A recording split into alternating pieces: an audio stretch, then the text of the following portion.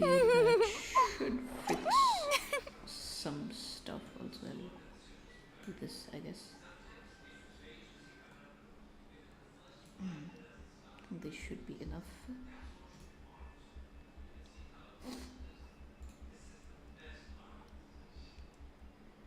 Okay, let's check.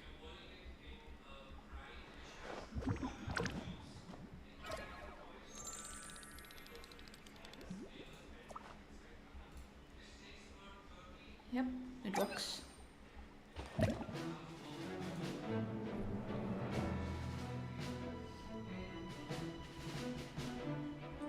Okay, let's go.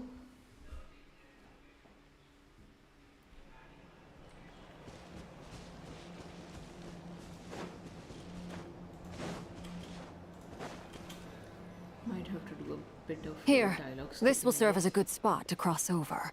Arlecchino, hold up a second! Since you brought us all this way, we still haven't got the slightest idea what's going on here. And if even Columbina doesn't know where the iridescent moon's marrow is, how do you? Simple. Because I am an inheritor of the royal bloodline of the Crimson Moon. And one of the last surviving embers of the Two Worlds' flames. Huh? Are you serious? As in, you're a descendant of that Crimson Moon dynasty we were just talking about? The one from ancient Conria? Your surprise is understandable. I was also taken aback when I first learned of it. But the more I thought about it, the more I realized the signs had been there all along. When I was young, I discovered I could wield a very special kind of fire. It coursed like blood through my veins and smoldered away inside my nerves. What's more, whenever I experienced strong bursts of emotion or drew too deeply on this power, it was like some kind of presence within the fire would begin to gnaw away at me, consuming me from the inside out.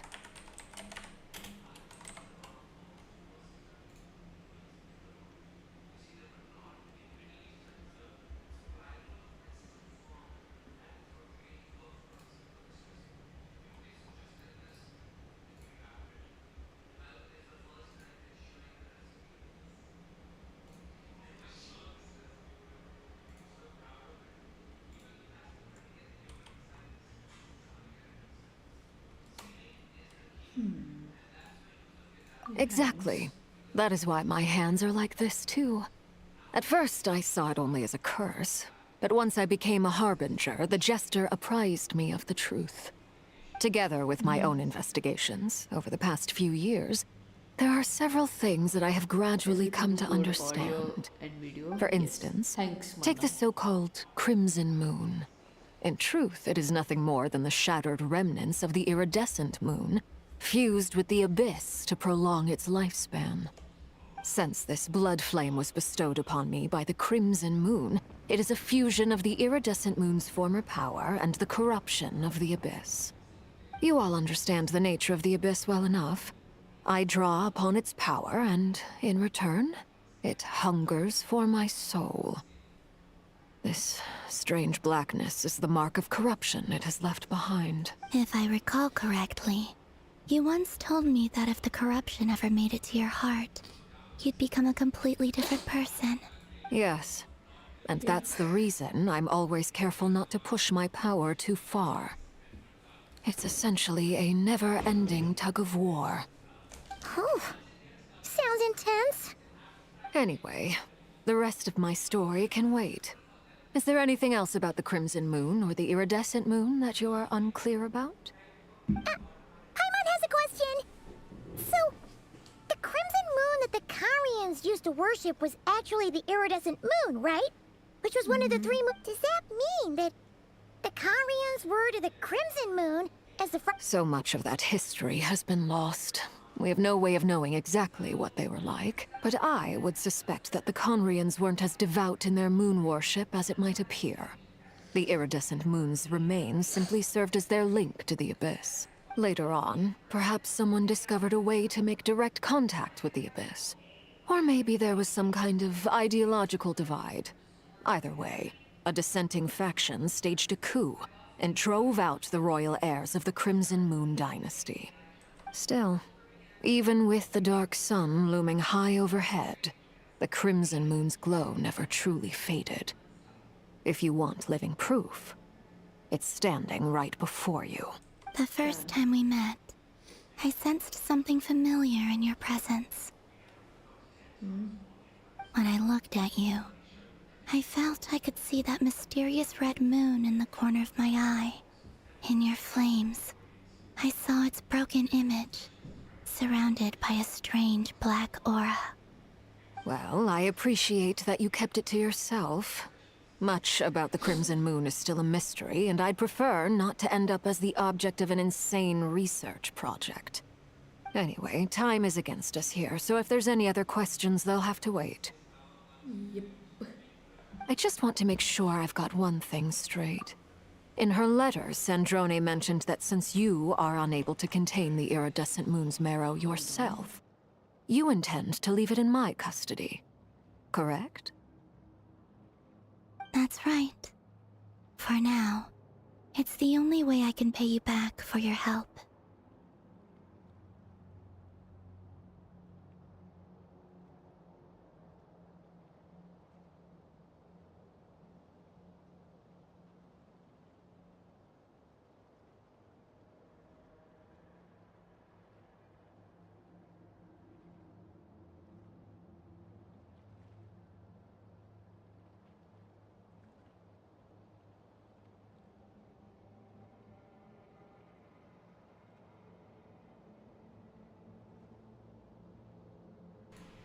I am back. The iridescent moon is already part of who you are. So with its marrow in your possession, you'll be even more powerful than before.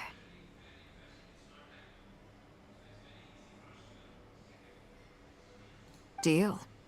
Then let's get started. Get what started? What does this place have to do with the Crimson Moon? When I first became a Harbinger, the Jester gave me a book called Paranhari, still way also behind. known as Leobranto Inamorato. You should be able to buy a copy next time you're in Fontaine. It's a love story set in the Crimson Moon era, but setting aside the tangled romances of its characters, it also records a few interesting details. In the Crimson Moon era, or so the story goes, there was an orphanage that received children from beyond the bounds of this world, and subjected them to a peculiar... Beyond the bounds of this world? For real? The Crimson Moon Sages looked beyond this world for beings with powers that surpassed the god. They made these children crawl up a fireplace and kept asking them, "Have you died? Did you see it?" Until they finally admitted to having died and seen a crimson moon. The adults embraced the children who passed the ritual, telling them, "Within the fireplace, you have traversed the flames between two worlds. Here and now, you are born anew." The book leaves much unsaid, but I suspect that this was their way of branding the children they had enrolled, leaving an indelible mark upon them so that they would forever live in the Crimson Moon's light. That explains why I can't sense the Crimson Moon's marrow in this world. It makes sense that it would be sealed in a special space that can only be accessed temporarily through some kind of ritual. But there's no fireplace here. Do you see a chimney anywhere? Oh, are we supposed to build it ourselves? Of course, 5 months. Okay, fine. Paimon will go find some bricks. That won't be necessary. The fireplace is purely symbolic. The key to the ritual is crossing the flames between two worlds. In other words, the flames that burn within me. Those burned away by such flames leave behind a kind of ghostly afterimage in the world. In the days of Conria, people believed they could be used to bridge the gap between the two worlds of life and death. In short, I can open a Makes sense. passage to that space for you. That's the easy part. The catch is I'll need to stay on this side to keep the passage open. So I won't be able to come with you. Once you're inside, you'll have to find your own way. Understood. Very well. Then I'll open it up. Traveler, spare me a little more moonlight if you would. I may need it. Sure thing. Thank you. I feel like I've recovered some of my strength now. It should be enough to move us across short distances and confront whatever dangers might await. Nice. Let's do this. Oh, yo. Mistress of the seven hues of ages past, great mother of the present, crimson-clad sovereign of the two realms, by fire severed, by fire renewed, I offer myself now and beseech your descent.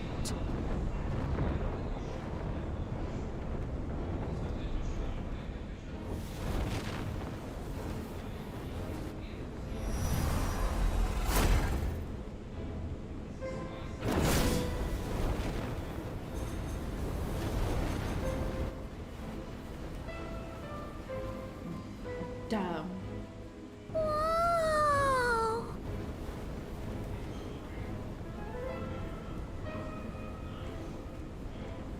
I think my NVIDIA crashed too. Yep.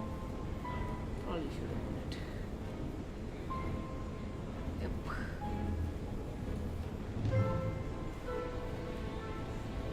No, it should. Oh.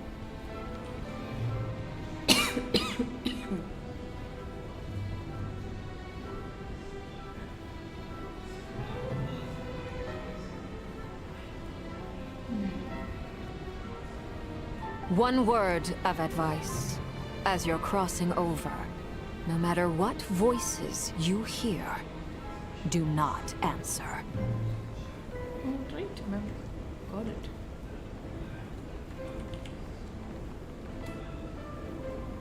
Got it. I sense a sinister gloom inside, but also the familiar light of the moon. I feel that I am about to meet an old friend who has changed beyond all recognition. All right, let's go. Okay, let's go indeed. Oh. Do we still talk to him? Seismic changes often begin with small windows of opportunity. This could be your window. Okay.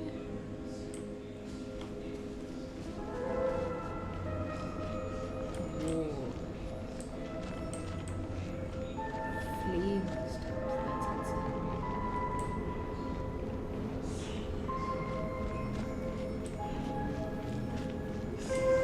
Whoa, that is so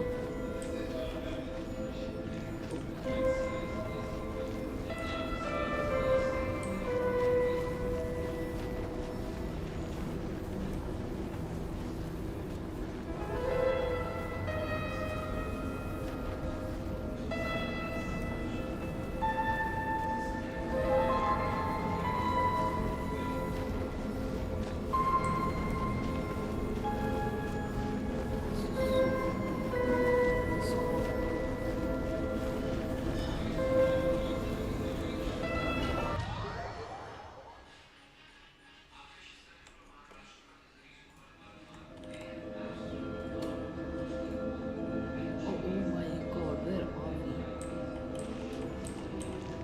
We can't fall down. I sense your presence and crave you death and rebirth. No, Wait, I can't listen. why are you? You have crossed over from another world, transcended fate itself. I have no right to.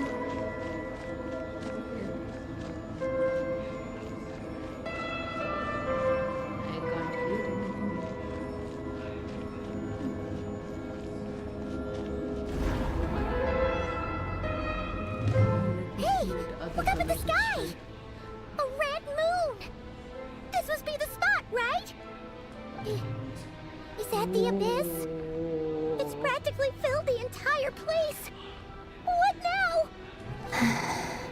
What a tragic sight. Fragments of your broken body, seized by the abyss, and hung up aloft like mummified remains. Iridescent moon, was this truly what you wished for? Looks like there's only one way through here. Let's keep going and see what's ahead. Careful! There's something spooky about this place. Feels like something is lurking in the fog. Haimon's right behind you. Whatever you do, don't run off without her. Don't worry, Paimon. We won't run off without you. I care about you. By the way, Columbina, didn't you tell us that the iridescent moon had shattered into pieces? The moon up there looks pretty whole to Paimon. How is that possible? That is questionably weird. I don't know how to do the room. Why not? Ah, invisible barrier. Sad.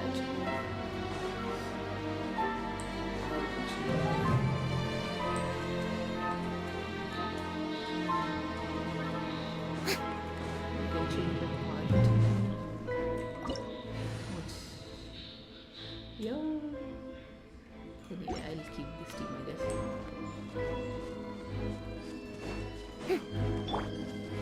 Settle down! A dash of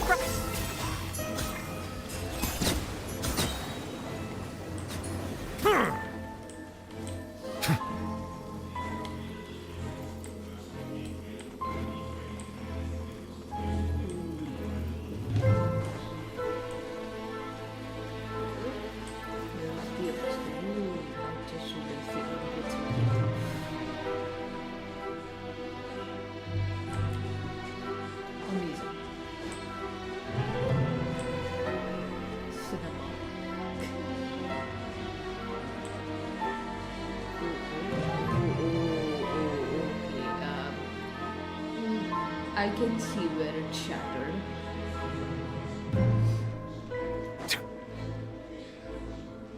Just like I thought. It was only a facade.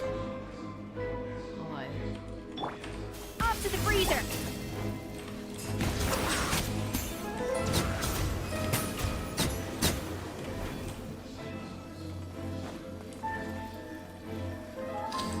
It's indeed a facade.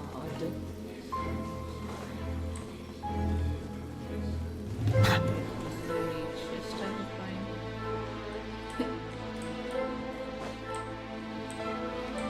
But seriously, wow. Just wow. Very designs.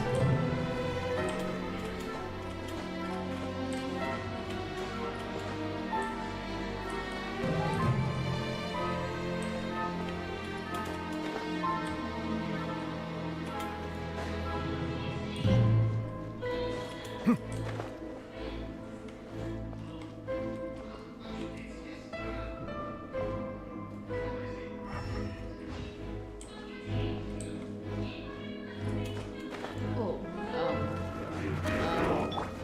how about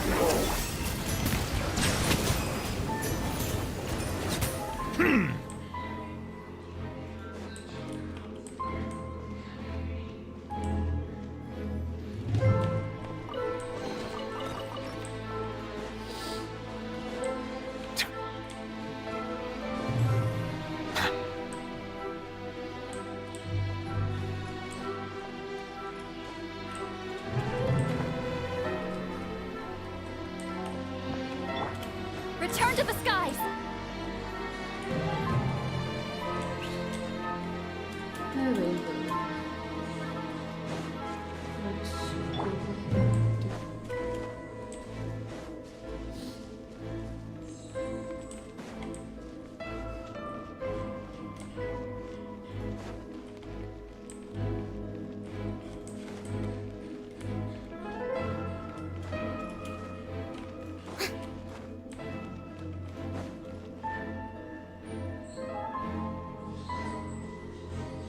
Huh? Huh? So the iridescent moon's marrow is up there in the sky? Huh? For real? That's way too high. There's no way we'll be able to reach it. No. I'm not sensing anything up there. It's coming from under the mountain. Oh. Let's see. Ah! There's some kind of weird shadow over the Yeah, water. it's the mud thingy from the chasm. Wait, see that? Looks like a mechanism of some sort. Let's check it out. Yep. Time to cleanse off the filth.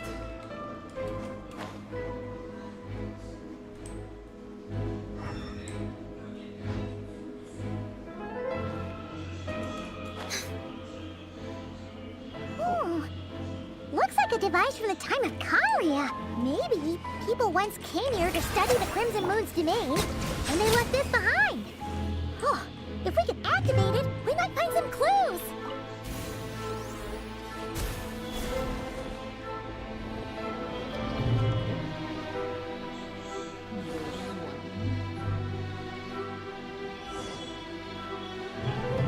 Hey, look at that! Now that the mechanism's running, the shadow in the water looks different. Do you think these mechanisms might be the key to unlocking the secret? Let's try to find more of them! Thelindis, we'll leave the rest of the research in your hands. We'll be heading back now. I hope this isn't ruining date night. Ugh. Mind your own business. Just leave me some snacks on the table. Thelindis? Is that Rear's girlfriend? How come we're hearing her voice here? Didn't Nefer previously mention that she was a researcher at the Universitas Magistrorum? Oh yeah! So, do you think she was studying this strange space all along?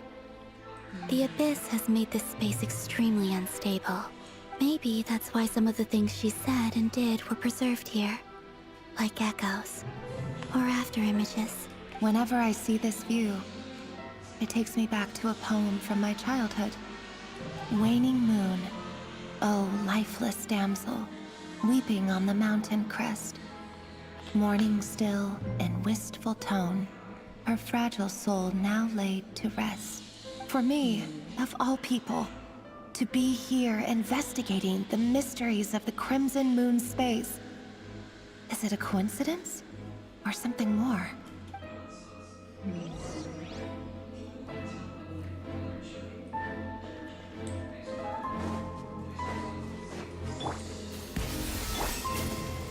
Bow your head.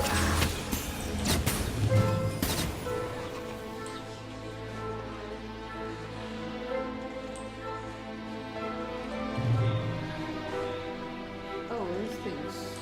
Oh, looks like the abyss has messed up this mechanism. We need to find a way to get it working again. Let's see if there are any other devices nearby.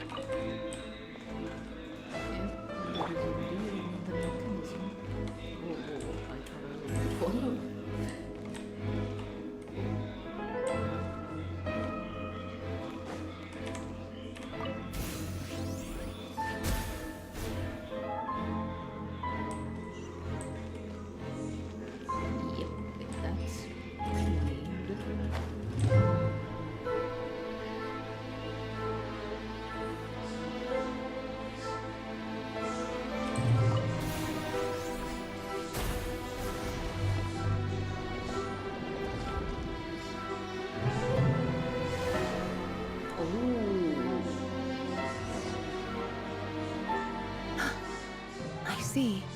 So the moon marrow, or rather the power of the 3 moons, is the key to unlocking. Unlocking what now?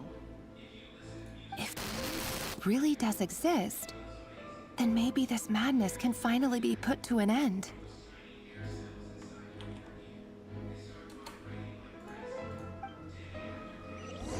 Interesting.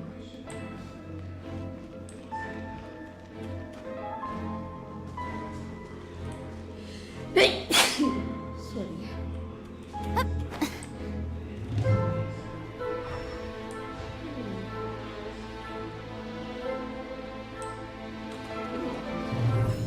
Ah, oh, ow, ooh, ee, ah. Take cover behind the rocks! I didn't realize these things attacking us.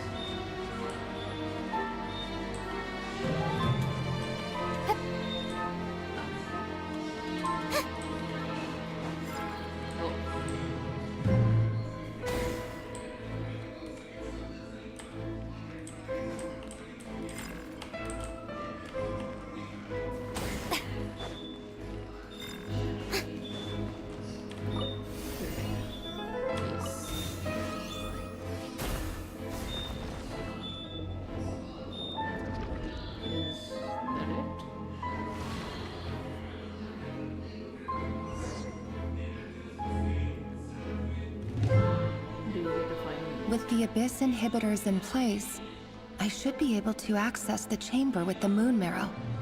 Oh, Revier, with every step you take, you're drifting further from what you truly desire. But you're not the root of the problem. Ever since that outsider set foot in Conria, the Vinster King has sunken deeper into madness. If only I could get my hands on that outsider.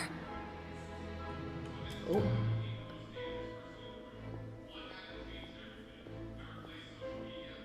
Outsider? Is she referring Hey, look! to The moon's reflection sister? is back to normal! Melindis' voice mentioned a chamber with the moon marrow. Do you think maybe it's hidden in the moon's reflection? It must be. For within it, I sense the fragile aura of a dying soul. Then there's no time to lose! Let's go! Right. And the reflection. Take damage. Yeah, not take damage, that's great. Ah! Where am I? I'm here. Hi. Now I'm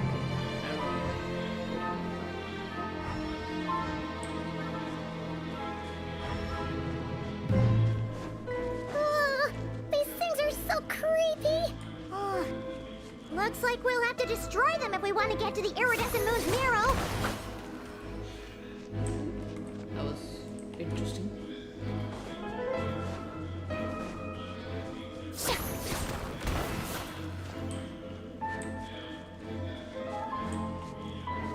That must be the iridescent moon's marrow! Oh, we'll need to destroy these things before we can reach it! And there's dogs. Hold on. Gotta fight the dogs. Yoo-hoo! Off to the freezer! Get to work! Settle down! Hopefully no more dogs.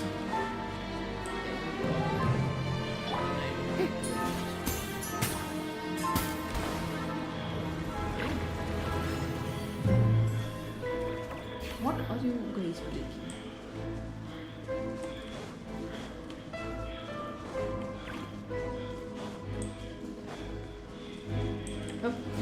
Shower me with a dash of frosting! Show no mercy! Bow your head.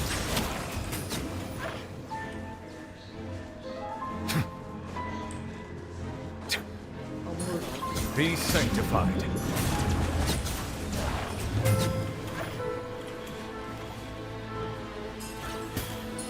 Hang in there! We're so close! Yep. Oh, more dogs. Strike a pose! Off to the freezer! Silence! Why am I doing What?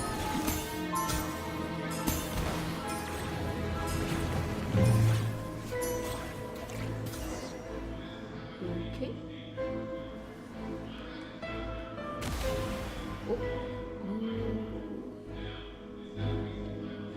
Let's go, we got the marrow.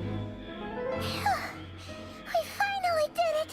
The iridescent moon's marrow. Still burning away like an undying flame, yet now contaminated by the abyss. It has taken on a new form entirely. If we can purify the abyssal power within, We should be able to obtain its untainted essence. Leave it to me. Yes, traveler. Do it.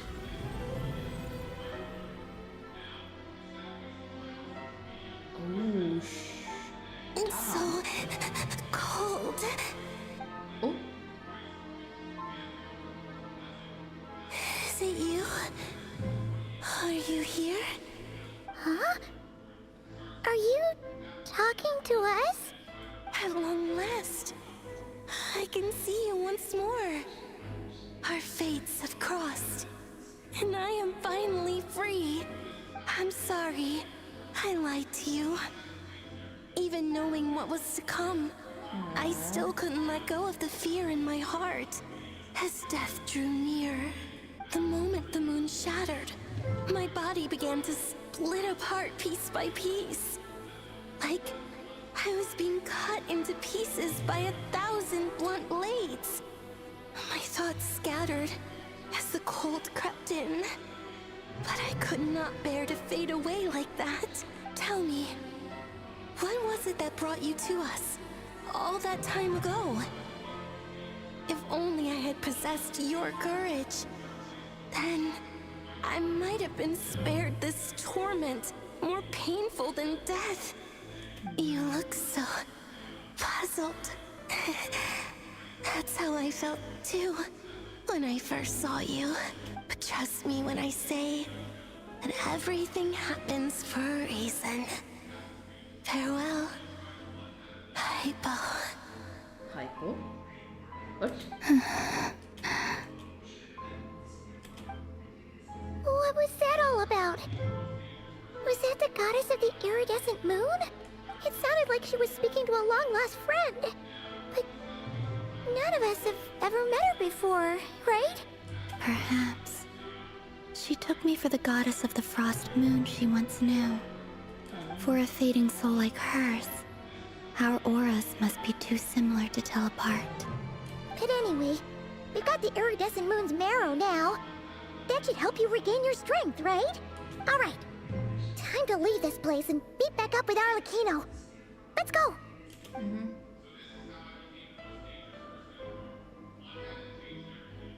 That's odd. This place looks different than when we came in. Waning moon, Huh? oh lifeless damsel. Oh.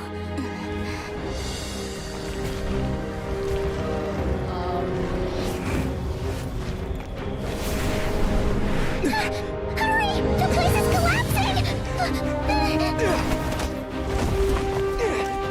It wants to trap us here. Who's it? The Abyss? Now we've taken the moon marrow. All that's left here is a dark will. It will show us no mercy.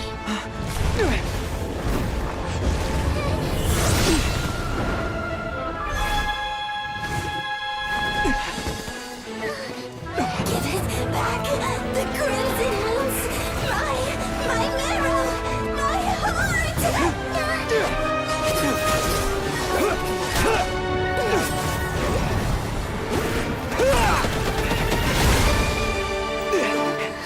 Finally! Huh? Oh no! The exit's blocked! They're back! Now what do we do? This is where you fall. Witness my rise. Hey, it's... What are you waiting for?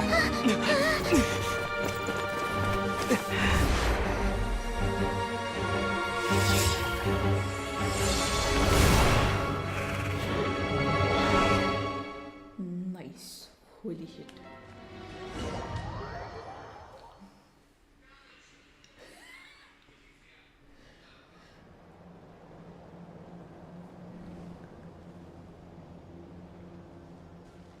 Oh, we made it! Was that you, Arlecchino? Did you save us?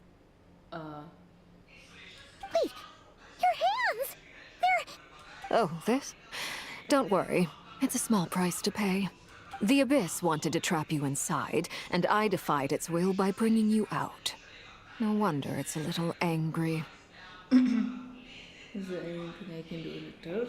If I can purify the abyssal power, then maybe. No. I have paid the price, albeit a small one, and it cannot be undone. My hands have already fused with the abyss. Purification would simply destroy whatever's left of them. But surely... Oh, we're so sorry, Arlecchino. Paimon can't believe you'd make a sacrifice like this for us. As much as I'd like to call it a favor, the truth is I was simply holding up my end of the deal. Well, Columbina. Yes, you did your part. And as promised, I will leave the iridescent moon's marrow in your care. From this day forth, may the two worlds' flames burn ever more brightly. No. I'll take that as a blessing. Now, Columbina, give me your hand. Accept this moonlight I offer in return.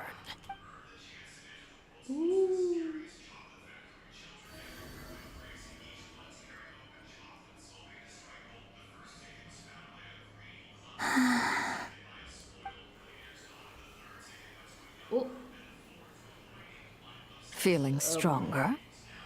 Hey, Columbina, are you okay? I'm fine. Our powers are a little at odds, that's all. By the Frost Moon's authority alone, wielding the power of the other moons was always going to be a stretch. Still, I think it's fair to say that your strength has returned. At least to the level it was at as Third Harbinger. It's still not enough. There's no way I can hope to challenge Rayrier like this. Just one more ray of moonlight, if you would.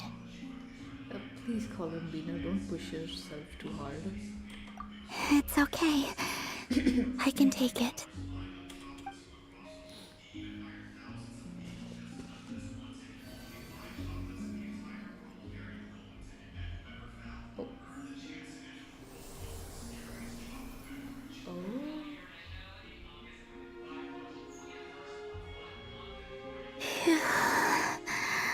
How about now?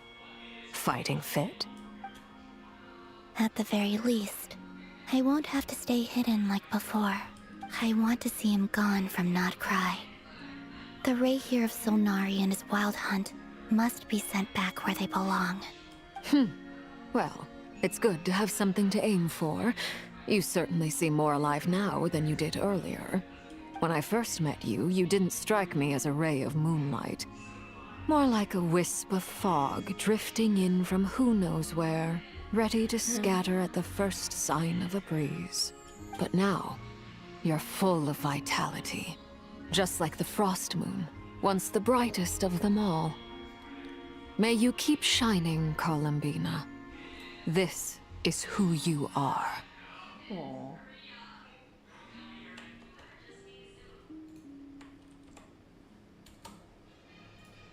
Thank you. Look after yourself too, Arlecchino. I know you have plans of your own, and that's why you're always seeking to grow stronger.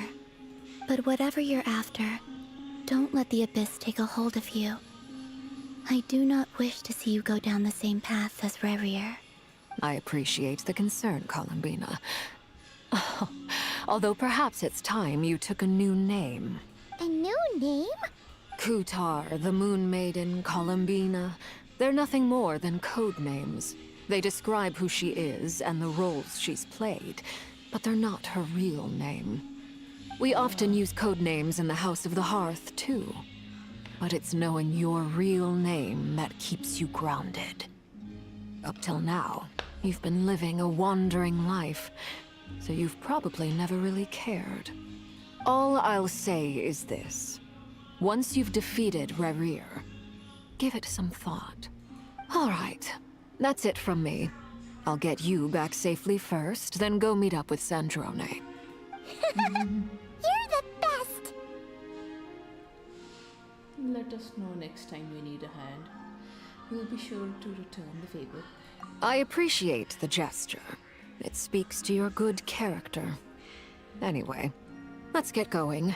There are more urgent things to do right now than trade compliments. Okay. So that completes the third Archon quest.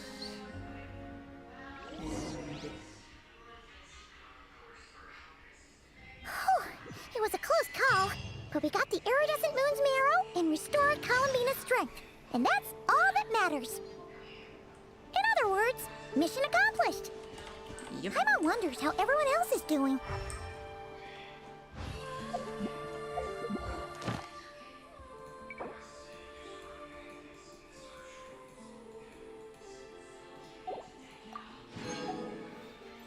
Yep.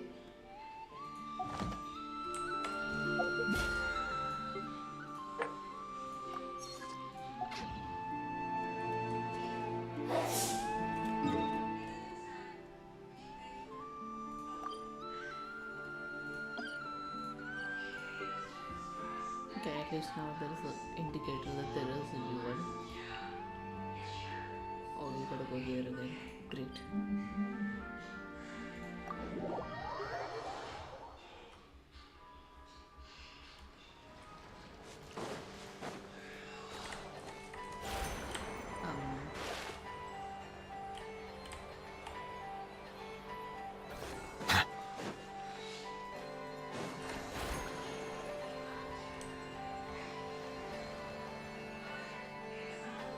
Wow, Oh, do you think the others are making good progress?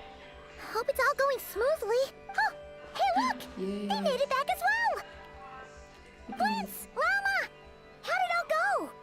All is well, thank you. Nefer and Yehoda had to stay at the curatorium to wrap things up, so they won't be joining us for now. I ran into Miss Anefa and Miss Aino on the way back. Their work is still in progress, so I suspect they won't be back for a while either. You seem rather cheerful today, Mr. Flint's. I certainly am. I achieved what I set out to do and came away with more than I bargained for. More than you bargained for? Fighting alone can get quite tedious. Oh my god. But I had the good fortune to run into a pair of brave young warriors. We meet again. Albedo! How have you been? Albedo! What are you doing here? It's been too long. I'm guessing you're here to see Varka. That would be a natural assumption to make. It's also the correct one. These two courageously lent me a hand while I was fighting the wild hunt. When they told me they were Sir Varka's colleagues, it all made sense. And given how people of outstanding talent tend to cross paths, it's no wonder you're already acquainted. So, who's your travel buddy, Albedo? Why don't you come and introduce yourself? Oh my god. Durin? A gentleman of few words, I see. And a rather stern countenance. I presumed you were acquainted with him. Is that not the case? Those horns. You must be. It's nice to meet you. Again. We've technically met before. Wait a sec! You're Mini Durin! That's right. It's me.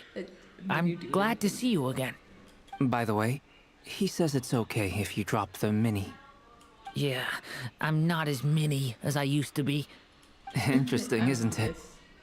The first step towards blending into human society appears to be reflecting on whether one's name really reflects who they are.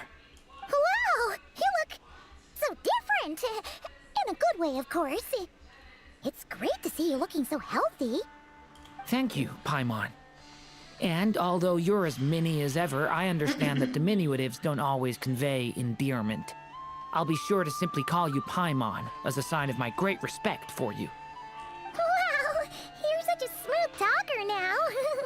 Paimon could get used to this. From now on, you may refer to her as your esteemed guide, Paimon. Actually, I actually think a diminutive is warranted here.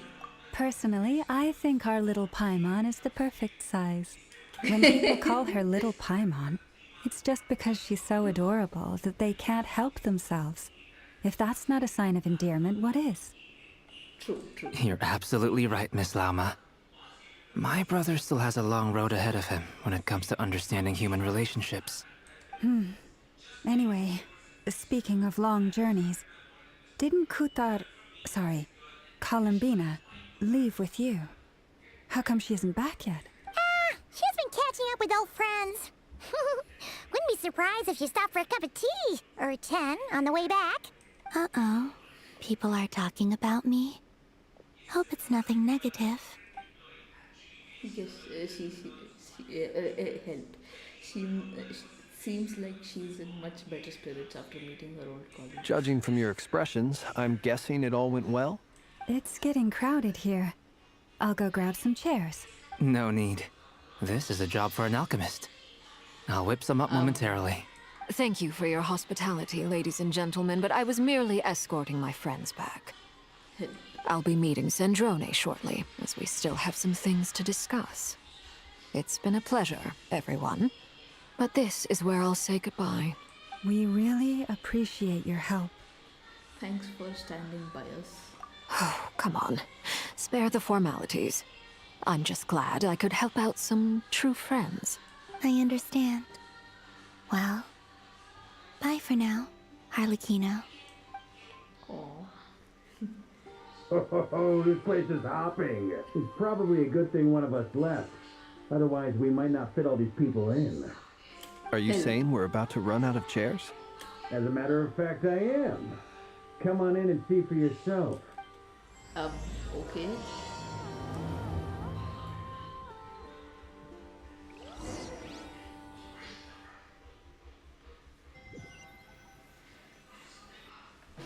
Huh? Hi, welcome. Well, I was not expecting Dainsleif here.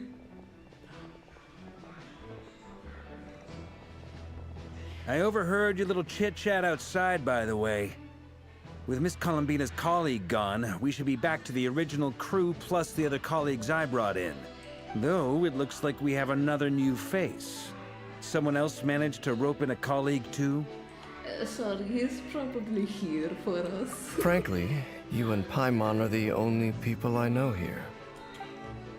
This here is Dainsleif, colleague of Teyvat's greatest guide, Paimon, and greatest adventurer, the Traveler. Well, not exactly colleagues, more sort of friends. When someone else jumps in to do the announcing, you know you're speaking to someone important. Let's hear what he has to say. Note to self. Once Paimon knows your name, the rest of the world will soon follow. I mean, yes. You're not wrong. When he comes looking for us, it's usually something important. Paimon's guessing you've heard about the Wild Hunt, then. From the looks of it, you're about to hold a meeting. If I were to say that the Wild Hunt is our mutual enemy, would that earn me a seat at the table? As the saying goes, the enemy of my enemy is my friend. Mr. Dainsleif, there's a seat with your name on it. Though, I can't promise the same for everyone else. Hey, Albedo, think you can rustle up a couple more chairs? After all this time apart, Grandmaster Varka's first order is to rustle up a couple more chairs. I've missed this. Is he being sarcastic? Hey, he's your brother. Why are you asking us? I've still got a lot to learn about the nuances of human conversation. Trying to decipher Albedo's way of speaking has been like jumping in at the deep end. Oh, good point. Paimon gets you now. Don't sweat it. There are people who go their whole lives without getting the hang of it. You're ahead of the game already. Look at you, Paimon, expert in the art of encouragement.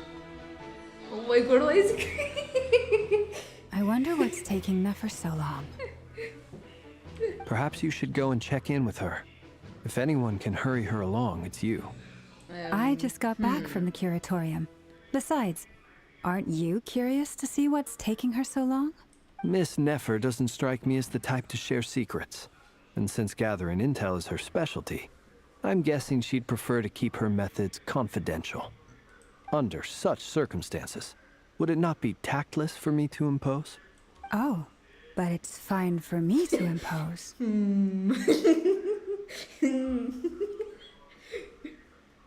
What can I say? Anyway. You have an unrivaled ability to garner people's affection, Miss Moonchanter. Besides, you have far more in common with her than I do. All right then. Help. Bye-bye. Impressive. She barely fought back at all. I admire your powers of persuasion, my friend. As I'm sure Miss Lauma will realize soon enough, the trick in life is to always pitch in with other people's responsibilities so that you can be selective with your own. Another trick is to simply hide in the background. Spoken like a true sage. Anyway, looks like we've got some time to kill before the meeting.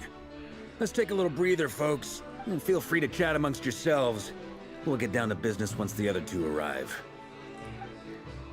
Okay.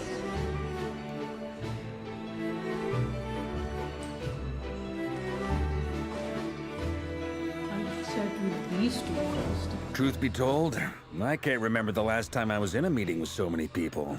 You're not alone there, my friend. The Lightkeepers also struggle to bring everyone together for a serious discussion. I don't doubt that.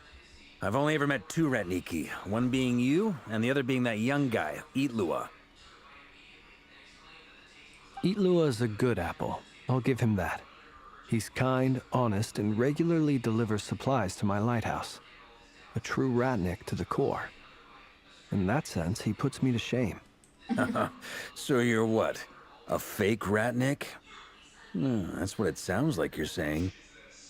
But I get the feeling that's not quite what you meant. My goodness. Come on, why the awkward silence? Sorry. I'm not even gonna bother trying to hide it. You've known all along, haven't you, my friend? Now that was an awkward silence. Let's just keep this between ourselves. Probably best if Eatlua doesn't know, huh? That goes without saying. Gotta be careful what you share with youngsters, after all. Anyone else in the know? Let me guess. The Traveler and Paimon? It's dangerous being too sharp for one's own good, you know. Then, in the name of the II Archon Barbados himself, I swear, your secret's safe with me. When we went for drinks, you said that you and Barbados were practically best buds. In the light of that claim, do you really expect me to take your oath seriously? Of course. Just as long as you don't go spreading around the fact that I'm close with Barbados, all right? Oh, damn. Fair enough, then. Nothing like a bit of mutual leverage to seal the bonds of friendship.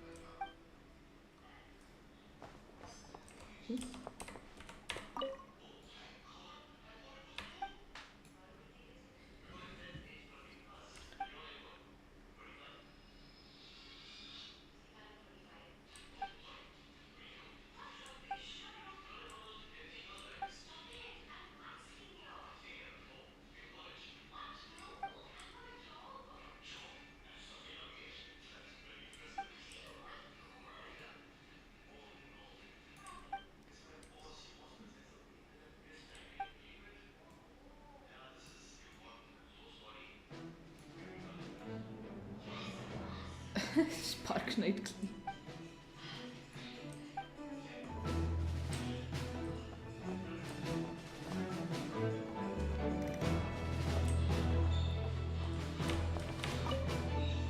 You're both awfully quiet. Why don't I start us off with an icebreaker? Much obliged. Have either of you ever had your portrait painted? If not, I'd be glad to help. That sounds like a lovely idea. You know how to paint, then? I dabble occasionally. He's an excellent painter. Tables, chairs, people, dragons, you name it. He'll paint it for you. I'm flattered. If I ever get the chance, I'd like to give it a try myself. I'll bear that in mind. Anyway, how about you, Durin? What sort of portrait would you prefer? Hold on. Alright, I have to... Oh, I'd be fine with anything.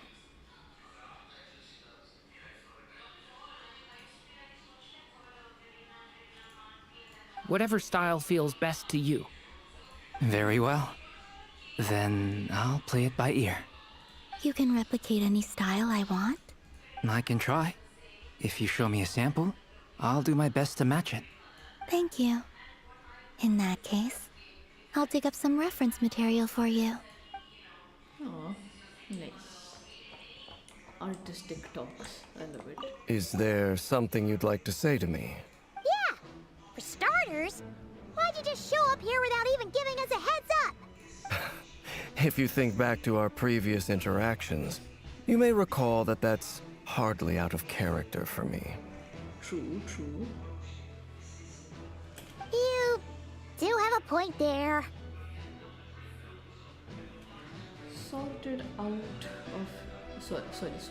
your accommodation yet? Oh yeah! You'll need to find somewhere to stay the night too, right? Want to tag along with us? You never know. We might get a group discount. Sure, let's do that. Great! Paimon will handle it! And in return, we can get Dainslift to be our very own personal bodyguard. Paimon, you're thinking out loud again. If that's what you had in mind, you should have said so sooner. I'd be happy to help. Oh, okay then. Paimon was only kidding, but good to know. Anyway, since we're all here together, we might as well watch each other's backs. That's just what friends do, right? Indeed. Thank you. Quite an odd behavior from Dainslift, but I guess we're gonna ignore that. Not long after. Of course, never again.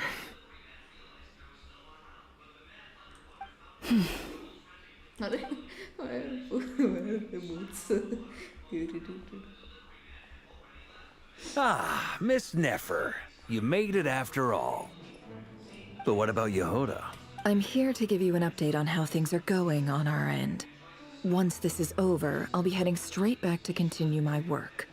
I left Yehoda back at the curatorium to watch over things while I'm gone. Huh. So much for just this once. Shh! Not so loud! We're on a roll here. What if she remembers and suddenly decides to back out? Did you say something, Mr. Varka? Huh? I didn't say anything. Right, Flints? Must have been a frog. They get so noisy around here at nighttime. It's like they're putting on a concert in the background. Anyway, before we begin, there's a few introductions to make. Let me start by saying that it's an honor to be speaking before so many distinguished colleagues and collaborators. First up, we have Miss Lauma. As Moon Chanter, she's the leader of the Frost Moon Scions, a local religious community in Nodcry. Then there's Miss Nefer, boss of the Curatorium of Secrets, an intel gatherer extraordinaire. Nefer is leading the investigation into Rerer's background, assisted by Yehoda and Lauma. From the little I've heard, they're making some great progress. Over here, we have Mr. Flintz, a ratnik and guardian of the abandoned lighthouse. In our last operation, he courageously distracted the Wild Hunt to buy time for the rest of us. For those of you who've never met, this is Mr. Albedo, a renowned alchemist and captain of the Knights of Favonius investigation team. By his side is a new face for us all, myself included, Mr. Durin, who's come to lend his aid. Next up, we have the Moon Maiden and former Fatui Harbinger, Miss Columbina. Then we have the Traveler, who's earned more titles than I could possibly hope to list out, so I'll spare you the rundown. And Paimon, the ultimate travel companion and quite possibly the best guide in all of Tevat. Wow! That's a lot of people. Great turnout. Miss Nefer, it looks like you might have another job coming your way, so, congratulations on the booming business, I guess. You think I haven't got enough on my hands as it is? Who's looking for me now? That would be me, Miss Nefer. I have a commission for you. And you are? Who I am doesn't matter right now. What does matter is that I'd like you to gather more intelligence about the Recher of Solnari. Well, it's not as if we never take on anonymous commissions. But in your case, I'll have to decline. I'm gonna take a wild guess and say your job's probably more hassle than it's worth. Something about you seems like bad news. It's my eyes, isn't it? Conrian, I assume. And what's with the mask? Are you trying to hide your identity? In any case, the fact that you're even still alive raises an awful lot of questions for me. My name is Dainsleif. And yes, I am from Conria. As I'm sure you're aware, the Raker of Solnari's real name is Rerir. He was once an acquaintance of mine. Really? Then you must have been quite an influential figure yourself. You flatter me, but none of that matters anymore. My point was simply to clarify why I have asked Miss Nefer to investigate Rerir's background. So you're both from Conria, and it sounds like you used to be friends? What am I missing here? Surely you already know how he became one of the Five Sinners. I'll tell you everything I know. The history of Conria, the names and identities of the Five Sinners. I remember it all like it was yesterday. I have never spoken openly of this before. But the truth was exactly as people say. The Five Sinners were each driven by their own desires, and it was by playing upon these that the Abyss tempted them to their fall, tearing Conria apart in the process. The visionary, Vedifenir, who wished to foretell the future. The wise, Haroptatir, who sought limitless knowledge. Gold, Rheindotter, who desired to create life. The foul, Sertologi, who pursued supreme strength. And last, but not least, Raker of Solnari, Rerir, Ravager of the Moon. Ravager of Moon. That's insane title, actually. Alright, I don't have this. Of the five, Rerir is the only one who remains a mystery to me. He never harbored grand ambitions. So what changed in the space of a single night? How did he come to fall like the others? In other words, you're saying that his change came as a shock to you, and you have no idea what actually happened? That's right. You mentioned how the Abyss tempted them, which led to their fall. But what did that look like in practice? And what other context can you give me about the events of that time? The more detail you can give me, the better. Strangely, now that it comes to it, I hardly know where to begin. The fateful night took place during the era of the Eclipse Dynasty. One day, my elder brother, the visionary, Vedifenir, was summoned to the palace by the Vinster King, only for the king to gouge out his eyes and cast him into the dungeons. What? When I came to hear of this, my fury knew no bounds. I gathered together every ally I thought I had, and together, we set a night to storm the palace and free Ved. Centuries on, the memories of that night still haunt me, like a never-ending nightmare.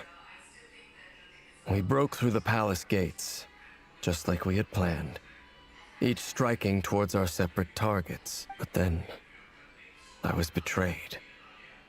Even Vedifenir, the very person I had come to rescue, abandoned me and partook of the Abyss's power.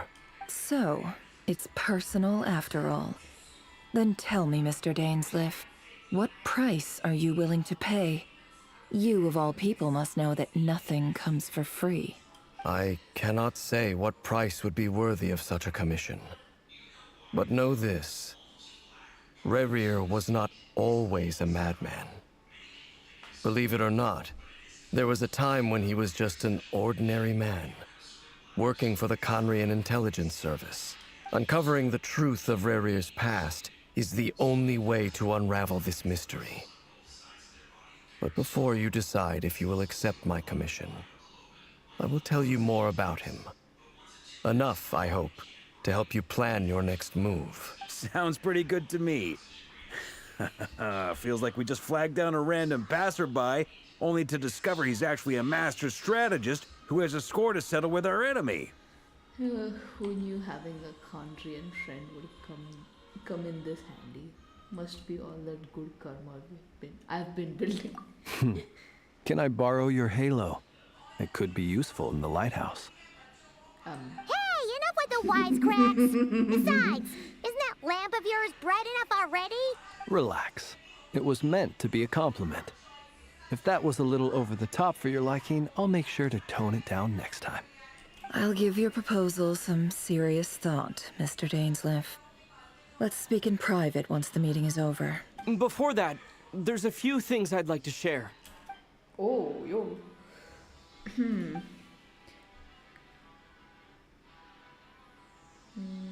Okay, you recount meeting the knave and how the iridescent moon's marrow was retrieved from the crimson moon space. You make it clear that the knave chose to help you of her own accord, then conclude by reporting how the hearts of the three moons are finally in your hands. Now that we've united the hearts of the three moons, your power should be greatly enhanced. But it seems like that hasn't happened yet. I believe it will take a little longer. You've done so much for me, so I want to be completely honest with you all.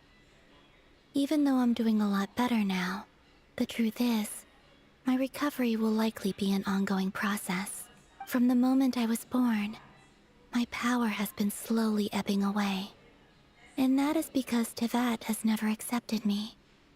Even with the moons united as one, it seems my rejection cannot be undone. So far, I have yet to find a solution.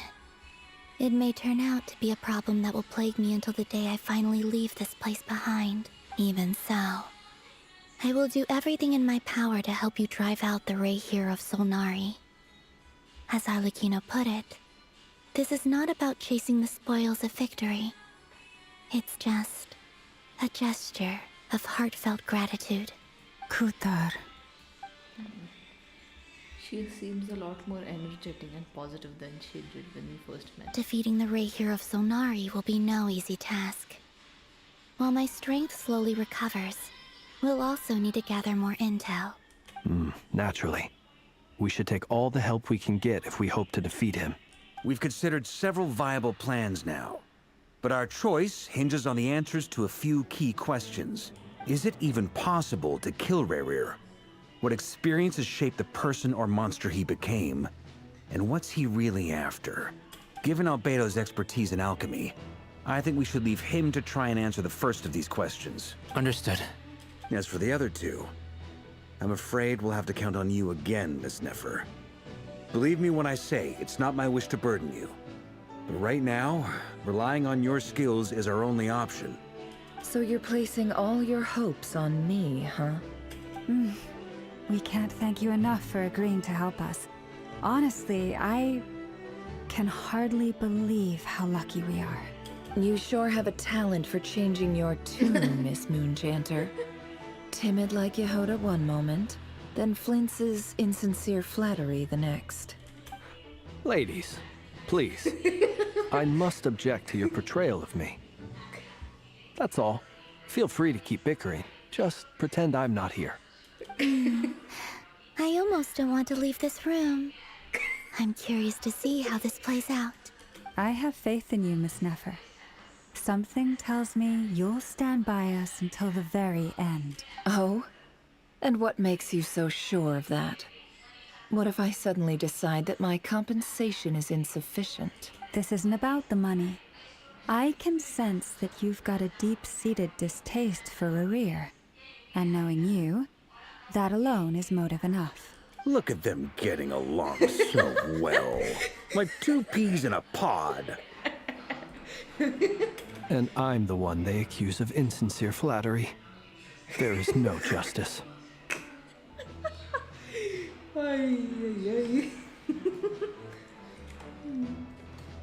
Poor Flint. Miss Lauma, you have to understand something. Unlike you, I don't actually enjoy having everyone's hopes on my shoulders. Is that right? Well, maybe the fact that I'm willing to put my hopes in other people says more about me than you.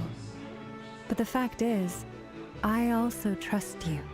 And that's because I know that you're someone we can count on. Anyway, we've got our plan, so let's get moving. Mr. Dainsleif, let's talk. And Traveler, once we're finished, if you've nothing else planned, I'd like you to come with me. This whole experience is teaching me a lot. For instance, I now know that when other issues come up in the future, I'll have far more luck getting Lauma to convince Miss Nefer than trying to do it myself. Hate to say it, friend, but that's one of the funniest things I've heard in a while. Why? You think I've got it wrong? Quite the opposite. But what makes it so hilarious is how long it's taken you to realize. Bye. Nefer and Dainsleif converse intently for quite some time. From the gravity of their expressions, you can tell how heavily the next stage of the plan weighs upon them both. After a short chat, Albedo and Durin head off with Varka on what they describe as a sample finding mission. Lama steps out for a while, then comes back loaded up with emergency medicine. She tells you that while people rarely expect to get hurt, it's her duty to be ready when they do. You and Paimon patiently wait for Nefer, content to see how well everyone is working together. Once Nefer is finished, you follow her and Lama back to a curatorium. Okay. What the? Oh, right, this thing. Hi, Ashuru. Alright. No, not Ashuru, sorry. The message board. Oh, Kilich. An employee doesn't understand. Saved by the arms of the creature.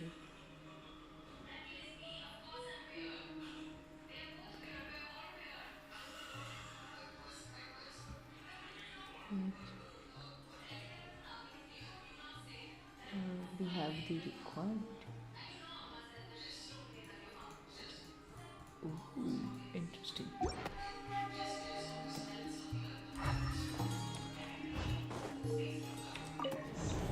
Oh, anyone can access the door, never mind. Where am I? Oh. Thank you for waiting. It's okay. We actually used the time to help Dainsleif get a room at the hotel. That's very considerate of you.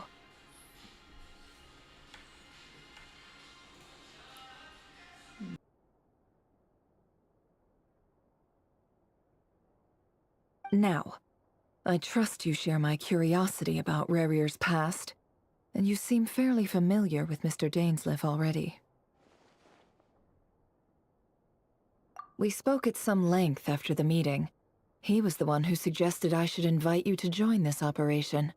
He feels confident that these secrets will be safe with you.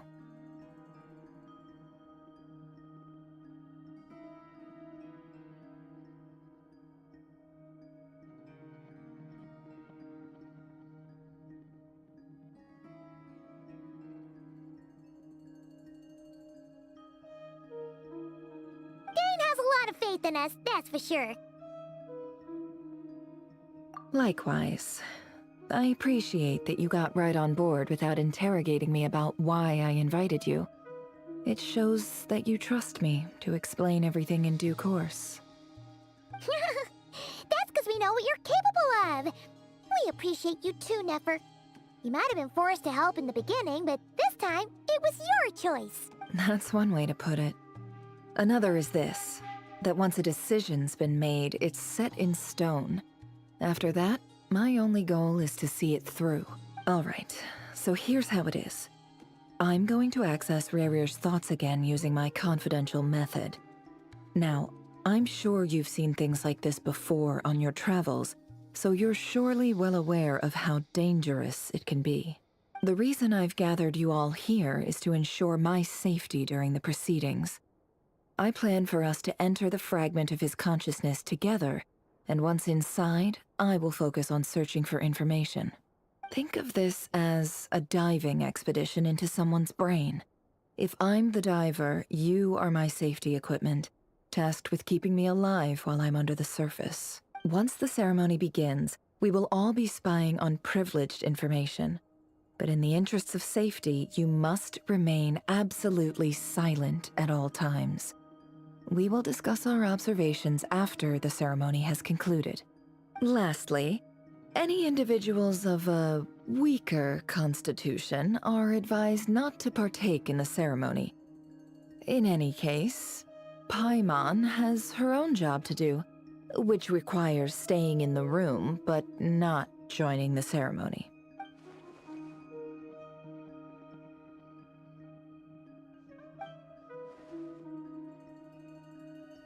Well, good luck, everyone!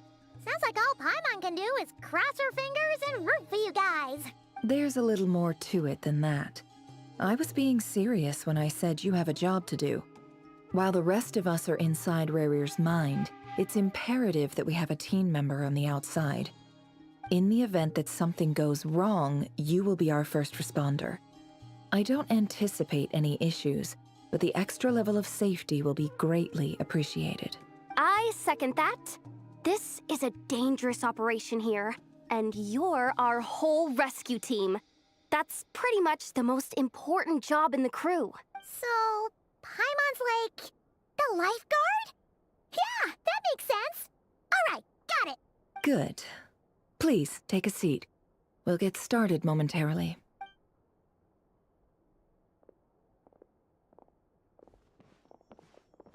So, did Mr. Dainsliff tell you anything else?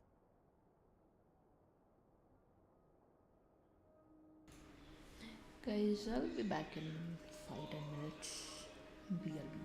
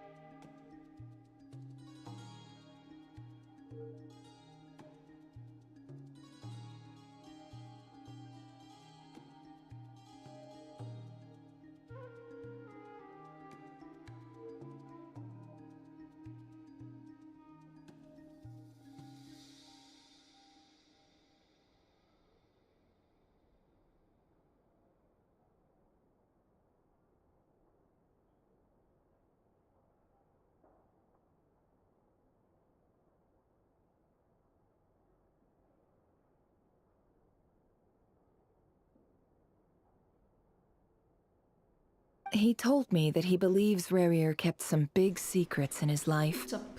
He's not sure that they were the cause of his eventual downfall, but he's asked me to uncover what those secrets were all the same. But surely you're not planning to go through with this, no matter the cost. What is this HUD now? Hello? I just noticed this. No. If you think that, you'd be overestimating me. I'm a businesswoman, not a mercenary. But I do have my own professional reasons for taking this job. You think I'd turn down the opportunity to get a first-hand glimpse into Conrian history? No chance. What's this thing?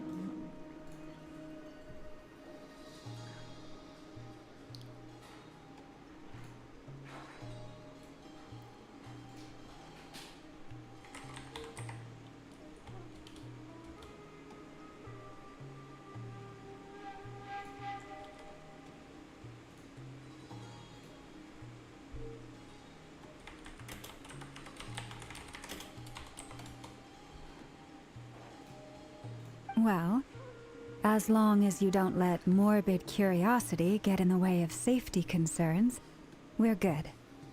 We'll do whatever we can to help you. You're such a killjoy. I did. She's got incense, candles.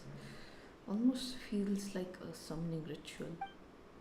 Seems like Nefer still has no intention of sharing her trade secrets. But now's not exactly the moment to pry. I see there's a chess set on the table. Could that have something to do with her intel gathering methods? All right, I'm good to go. All set over here too. I'm ready as well. Promise, Paimon, you'll be extra careful. Pinky promise. All right.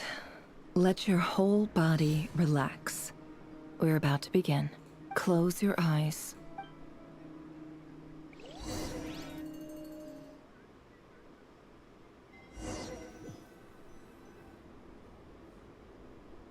Oh, we're back. Phew. Could this be his office? Pretty standard setup.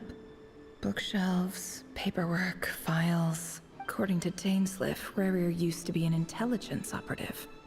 Chances are there's plenty of top-secret intel stashed away in this room. Is this where you keep your secrets, Rarier? Can't say I'm not looking forward to this.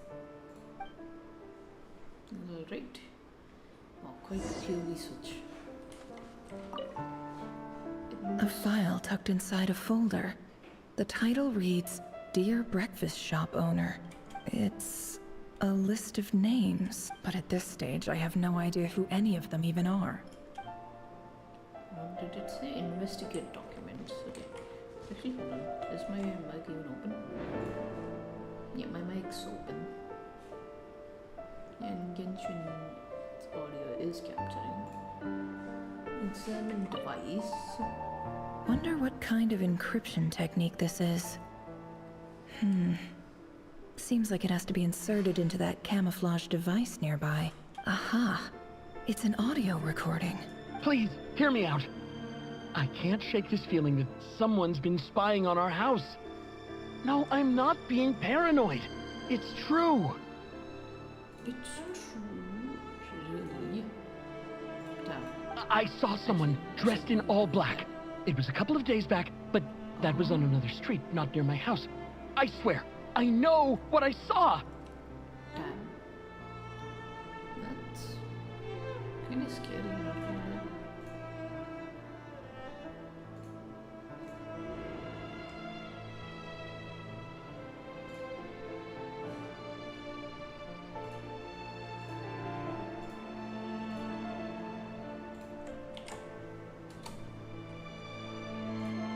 There's a note in the margin. Surveillance of the Runforther residence has concluded. We apprehended the target and filed the mission report last night. Could the voice in the recording belong to one of Rarier's targets?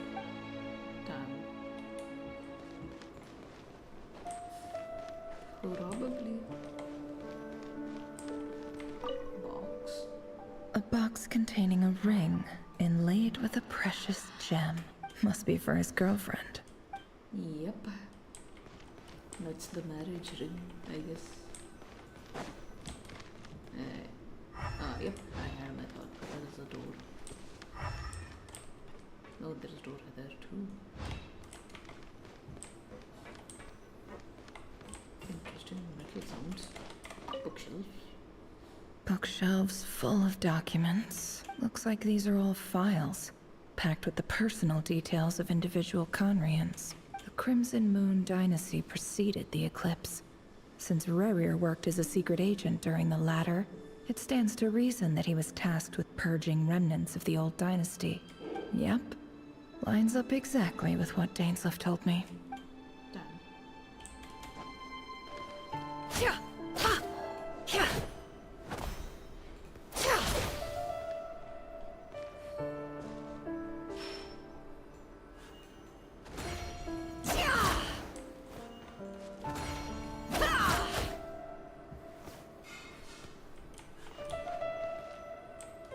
Examine the mirror.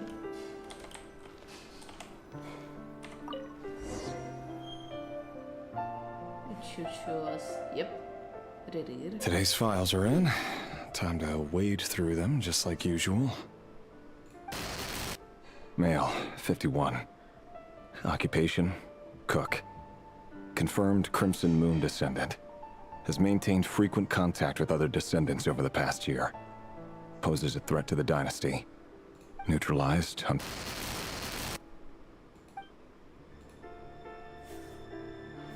This one should be archived under purged targets. Okay. Oh, yes, Female, 23. Occupation, office clerk. Confirmed Crimson Moon descendant. Has maintained frequent contact with other descendants over the past year. Poses a threat to the dynasty.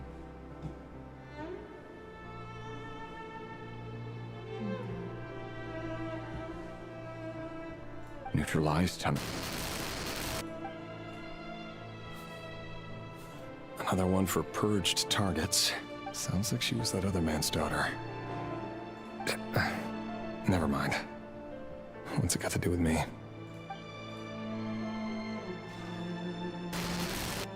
Male, 40. Occupation, teacher. Confirmed Crimson Moon descendant. Has been observed making contact with other descendants during the past year. Poses a threat to the dynasty.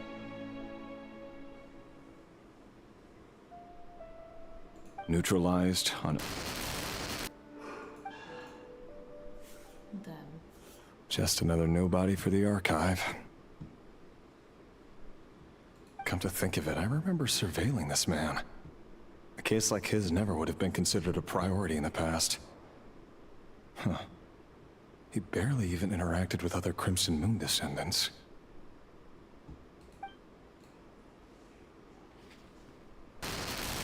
Female, 16. Occupation, none. Orphan and confirmed Crimson Moon descendant.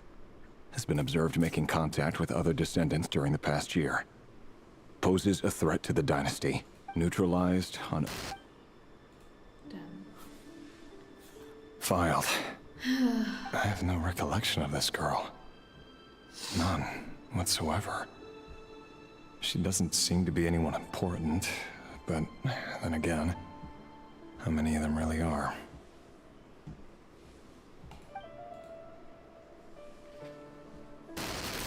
Female, 13.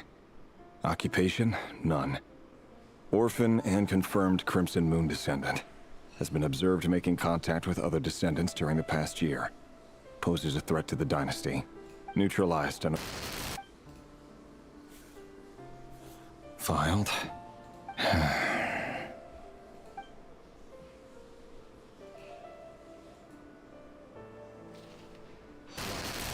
Male, 11. Occupation, none. Orphan and confirmed Crimson Moon descendant. Has not been observed making any contact with other descendants during the past year. Poses a threat to the dynasty. Even has not been observed. Neutralized and... Why? Isn't even a threat. Male, Oh. 6. Occupation, none. Orphan and confirmed Crimson Moon descendant. Poses a threat to the dynasty.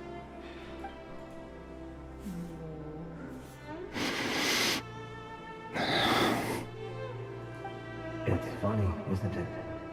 Your job is becoming both harder and easier at the same time, depending on how you look at it.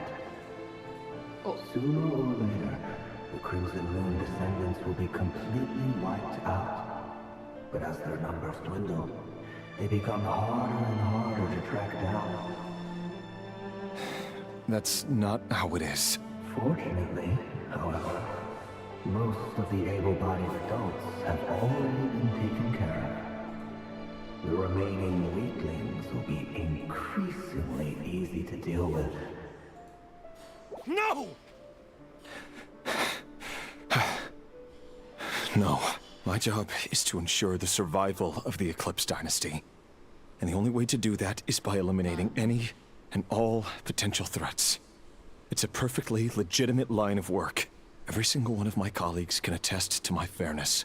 And if my friends were aware of the facts, I know they'd back me up too. Assuming, of course, that they were aware of all the facts. Look for waterfall here.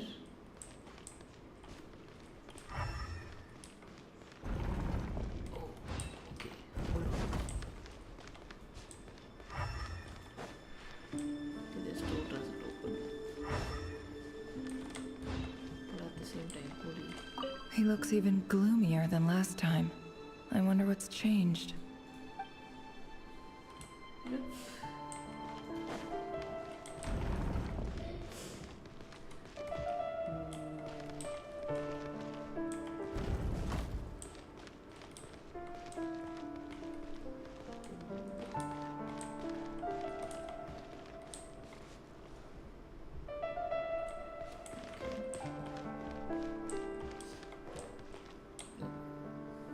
Mr. Vedafelnir?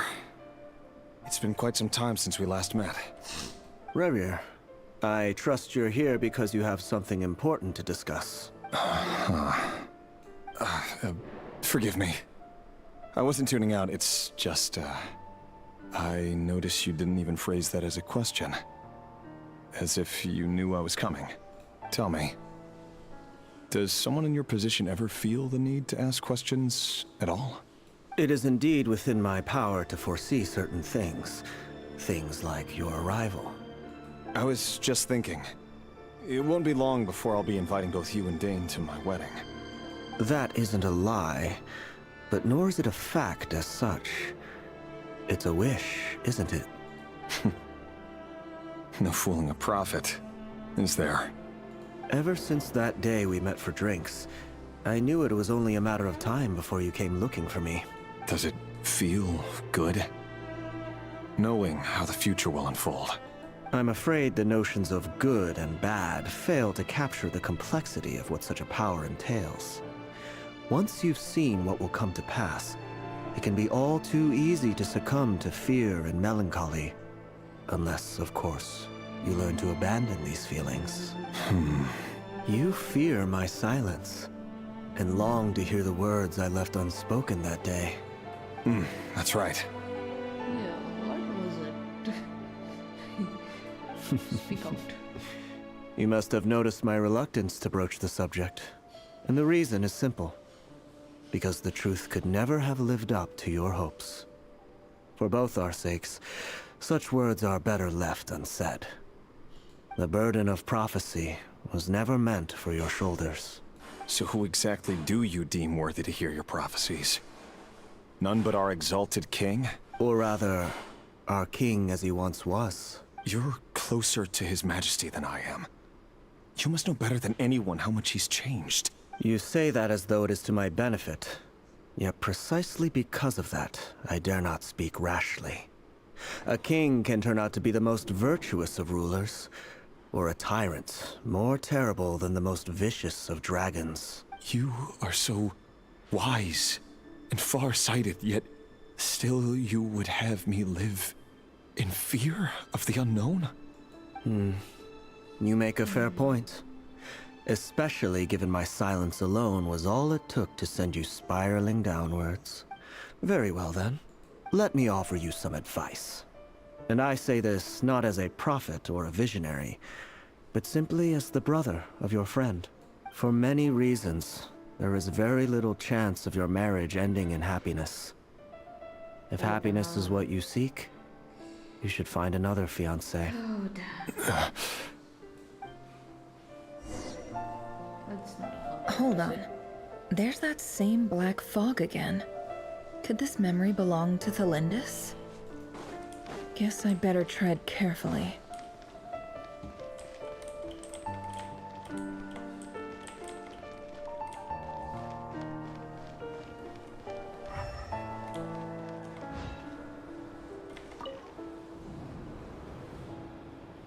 Wait.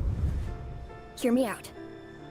This time we finally got a clear look at his face and learned his true identity. His name is Rayrir, and he claims to be one of the king's guards. What did you say? A cruel irony, isn't it? The man you're set to marry leads a double life as a brutal executioner. Why are you telling me all of this now? Simple. It's because I want you to kill him. You are the only person he would never suspect. No, absolutely not. I would never dream of doing such a despicable thing. So you'll just stand by and watch him slaughter us to the last? Do not forget that the blood of the Crimson Moon flows in your veins too. The blood of the Crimson Moon? What does that matter now? The dynasty has long been dead and gone.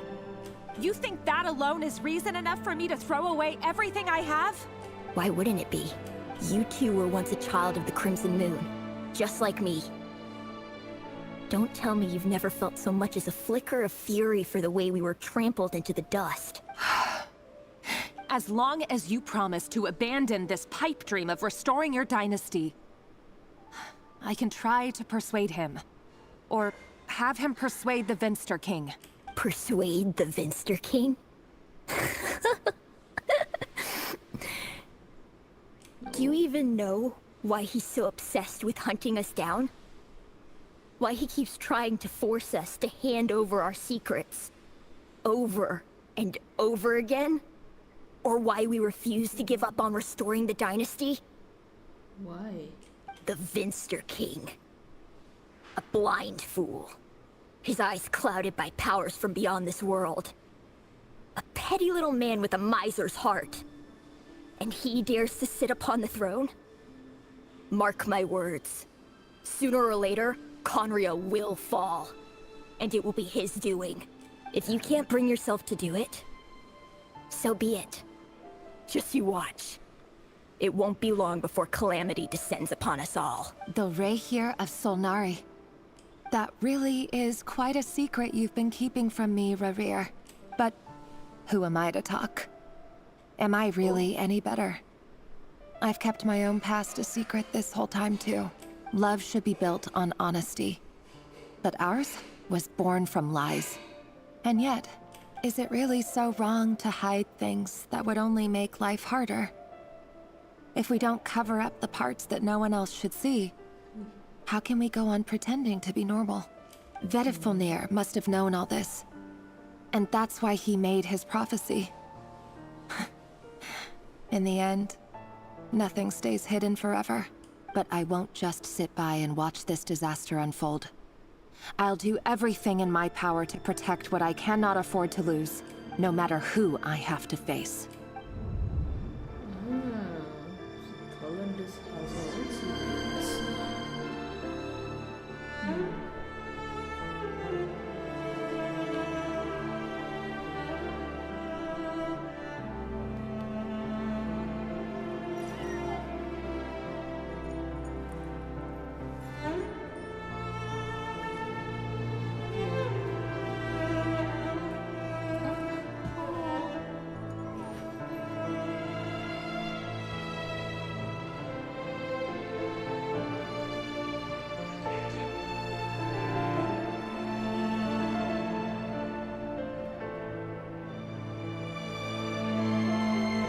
Emotions are like a raging torrent that surges through the mind.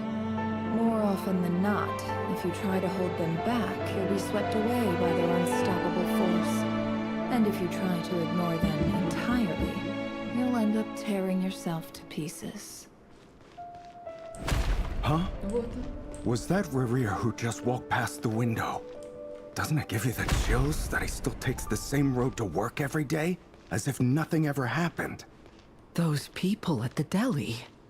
Enough already. They're clearly pretty taken by their own disguises, so just smile and play along. Pull the rug from under beasts like that, and you'll risk having your throat torn out. Deli? Oh. They're talking about those people from the opposition. Right. I'd almost forgotten they used to run a deli. People of no consequence always vanish so easily. And no one even remembers them.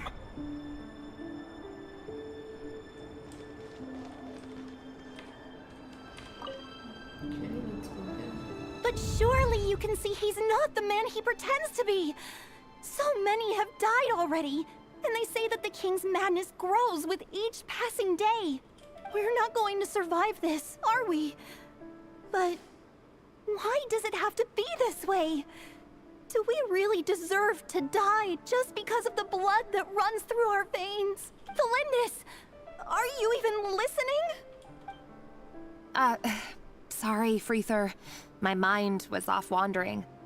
I heard you, though. You're talking about what Rerir said. He's just following the king's orders. He's a secret agent, and it's his job to hunt down rebels and dissidents. By the time you first met him, he'd already taken lives. Maybe he was using you from the very beginning. No.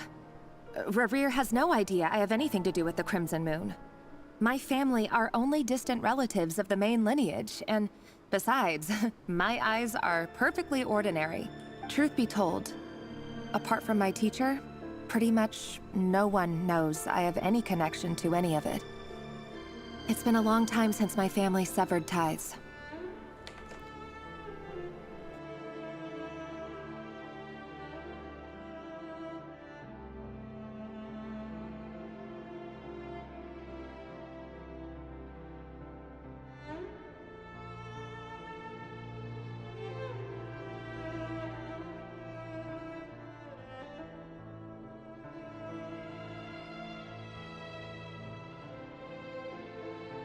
But as Orlog said, who could possibly talk sense into that raving lunatic of a king? No one.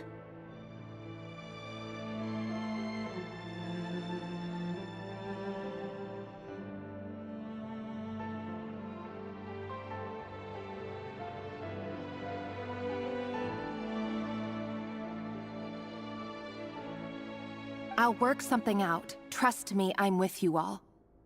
But for now, you need to keep yourselves hidden. Don't let anyone find you, anyone at all. Don't forget that Rerir is an Eclipse operative. You need to be extra careful when he's around. And when I am too. For now, don't come looking for me. And if anything happens to me, just act like we've never met. If even you can't escape this, what hope do the rest of us have? But after all this time together, surely he wouldn't lay a hand on you. I won't speak in his defense, nor can I give you a clear answer to that question. Here, hold on to this. If an opportunity to escape presents itself, take it. You'll be glad you took some spare change.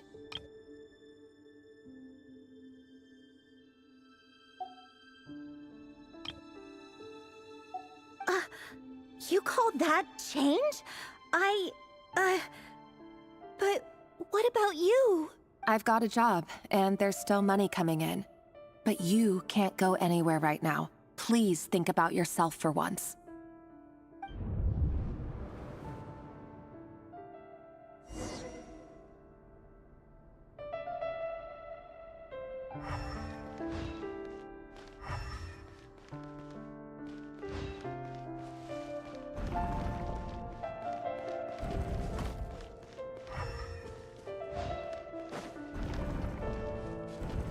Another day, another round of assassination training. Training ground is just beyond this hidden passageway. When you kill a person, doesn't it bother you when you end up covered in their blood? Why would it? Aren't we all just walking blood bags? But not everyone is accustomed to hunting down others like prey. You've been a hunter for so long now. You seem to have forgotten that most people don't just go around killing one another. Leave me alone.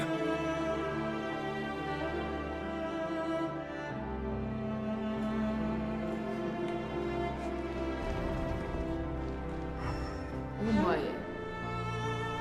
Oh, those are dummies, okay.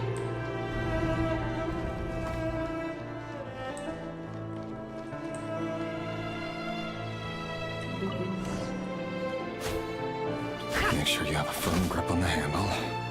Then choose your angle well. Keep your movements light and brisk. Pray won't sense a thing. I'll bet no one's ever died a quiet death at your hands. I work clean. No traces.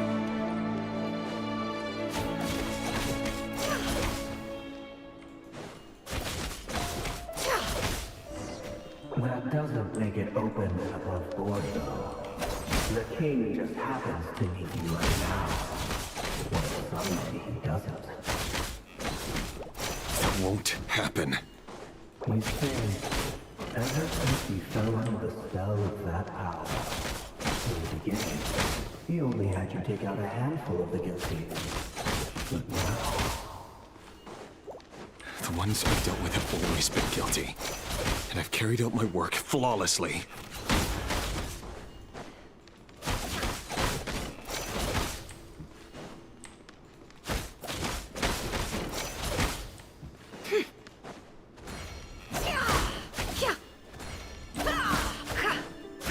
It all adds up. You know why Felindus accepted your proposal, don't you? Was it because he didn't trust you? Or something else? No!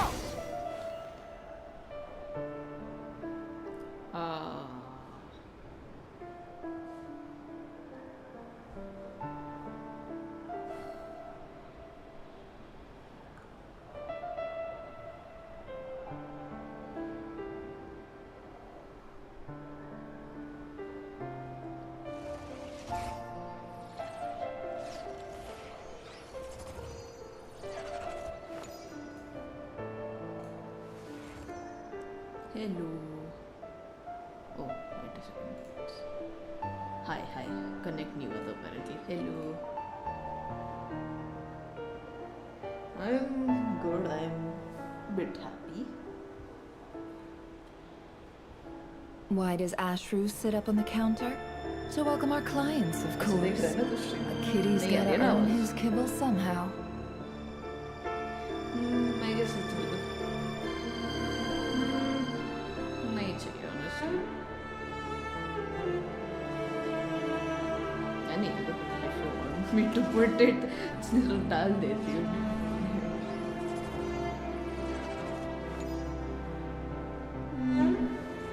कैसे करना है?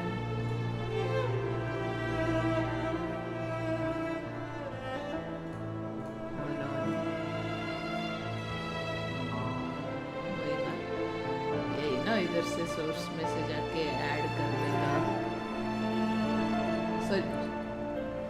अरे मैंने नया scene बनाया है जिसमें मैंने ये डाला एक्चुअली. हाँ तो इसमें ये ना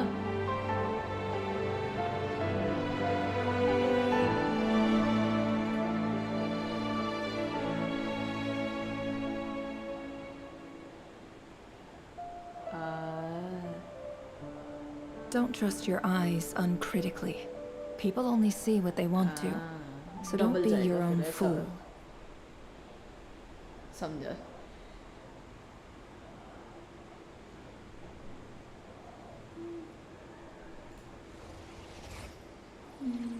ठीक है. Hold on. यही करना होता ना. Add existing Discord. है देखा.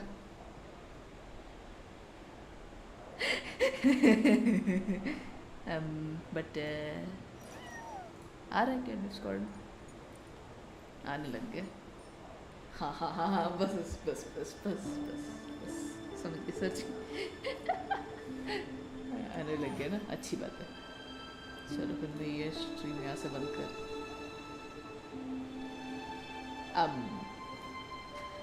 ओके. तो फिर मतलब इसको ये हाँ अभी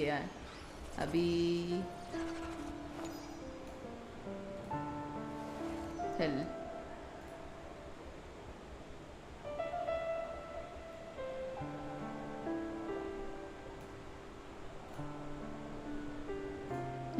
Emotions are like a raging torrent that surges through the mind. More often than not, if you try to hold them back, you'll be swept away by their unstoppable force. And if you try to ignore them entirely, you'll end up tearing yourself to pieces.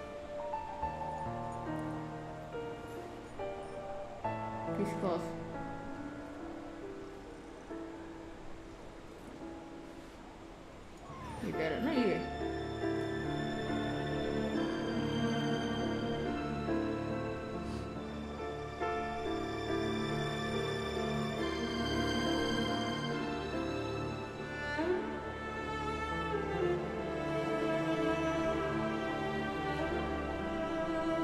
Why does Ashru sit up on the counter?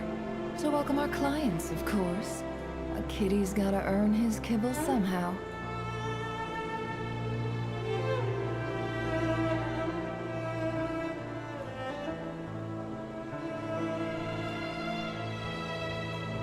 नहीं इसमें ये था ना.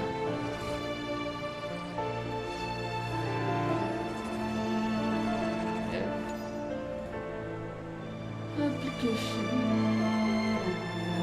नहीं वो output इसमें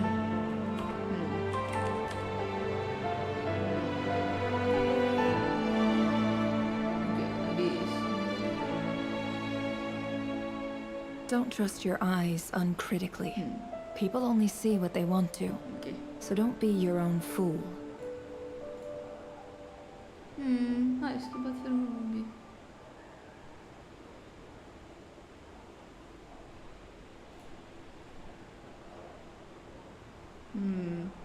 For some reason मुझे transition करना पड़ रहा है. हाँ देख अभी आया देखा. अरे ओ थैंक गॉड आ रहा है. ये 1 2 माउस जो 3 लाल 4 पे 5 है 6। पहले। तू इसको स्टूडियो मोड अगर बंद कर देगी ना तो तेरे को ट्रांजिशन नहीं करना पड़ेगा ये। हाँ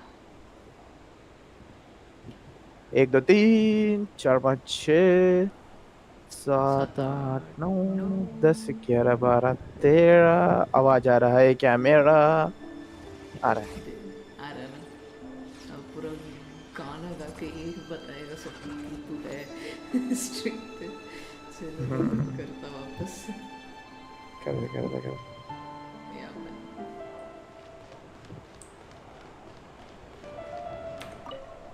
चलो देखते हैं इधर क्या। Delindis, do you still remember Orlog? Orlog. The boy who was pretending to sell flowers. You spoke for quite a while, didn't you? Yes, we did. What about him? He was arrested 2 days ago. Chances are he's already dead. He... I just don't get it! After everything he's done, why do you still stand by him? Or does it mean nothing to you that people keep dying? No, that's not... Just hear me out. I need to go now, Thelindis. They're looking for us. You take care too. If you ever need a place to hide, come find us. Okay.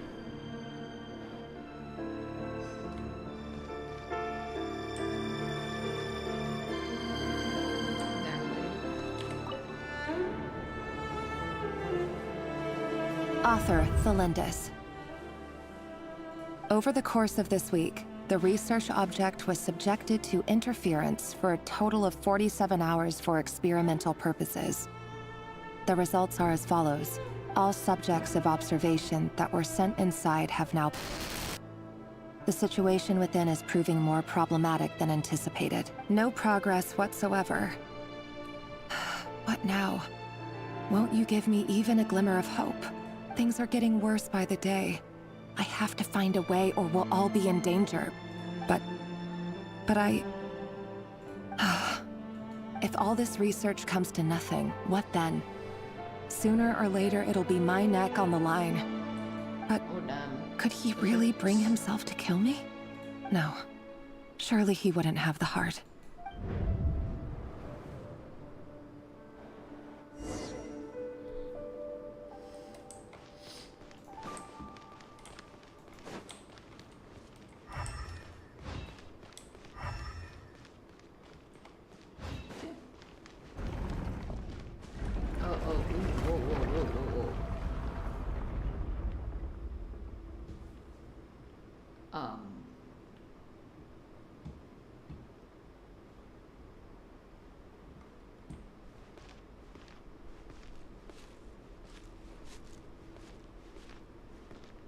Why won't you just let us go? We don't even know each other. All we want is to live ordinary, peaceful lives. You want... to live?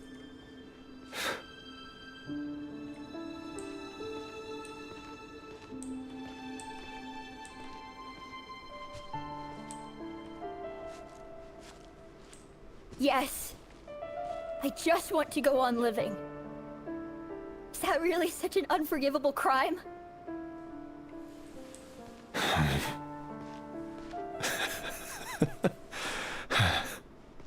You want to go on living. I want to keep living too. To keep living forever. That's why I have no choice but to continue on the path I'm on. If only some savior would suddenly swoop down and change the way the world is. Too bad that's not going to happen.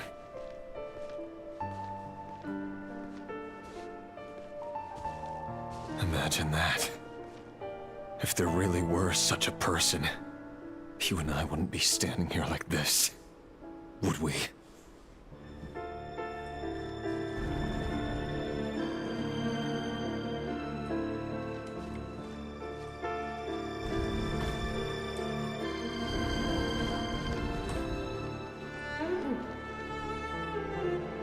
Today's files are in. Time to wade through them just like usual. No, I don't get tired of it. It's my job. And not only am I lucky to have it, I'm good at it too. Huh. Wait. That's... Thalindis?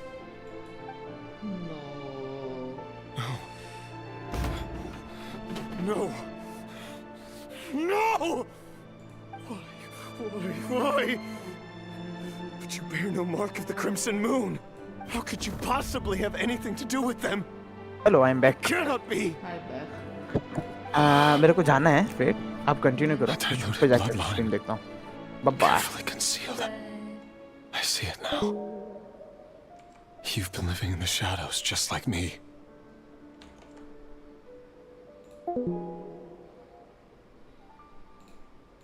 What a fool I've been. Numbing myself with talk of justice. Even imagining my friends would back me up. But in the end, Irminsul. Finster King! How far are you going to take this?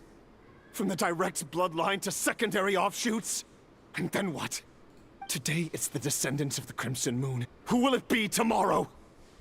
Will you not rest until everyone down here is dead? No. This cannot go on. This is where it ends. Interesting.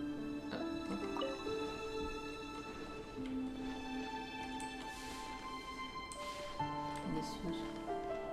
Damn. This author Linda's was like numb.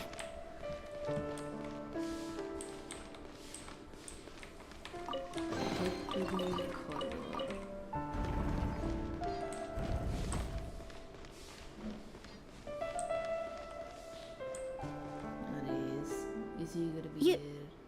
You're really letting me go? I am.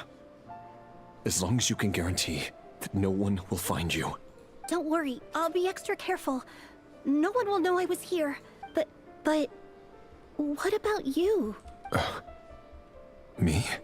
If you let me go, you won't be able to complete your mission, will you? Good point. In that case, maybe you should stay. No, please! I just want to see the outside world again. To... Go on living? Yes. I know you're a man of your word. So please, just let me go. If I let you leave, what will become of me? Just kidding. Go, now. But remember, don't let anyone know you were caught. We'll be seeing each other again very soon if you do. Even shadows in the dark must live by a code. But you can't save everyone. You've been whispering in my ear for days now, Vedifalnir. What are you trying to do? Break me down? I only say this because you long for an answer to your problems. Let her go, Rerir, or you risk losing everything. I will not abandon Thalindis. Then you'll need a little more vigilance and a lot more power. The world is changing, Rerir. Keep your eyes peeled for your moment of opportunity. That voice used to be so unclear. But now I know exactly whose it is. It's Vedifalnir. He won't tell me how to actually resolve any of this, but he keeps trying to manipulate me like a puppet. What's his game here?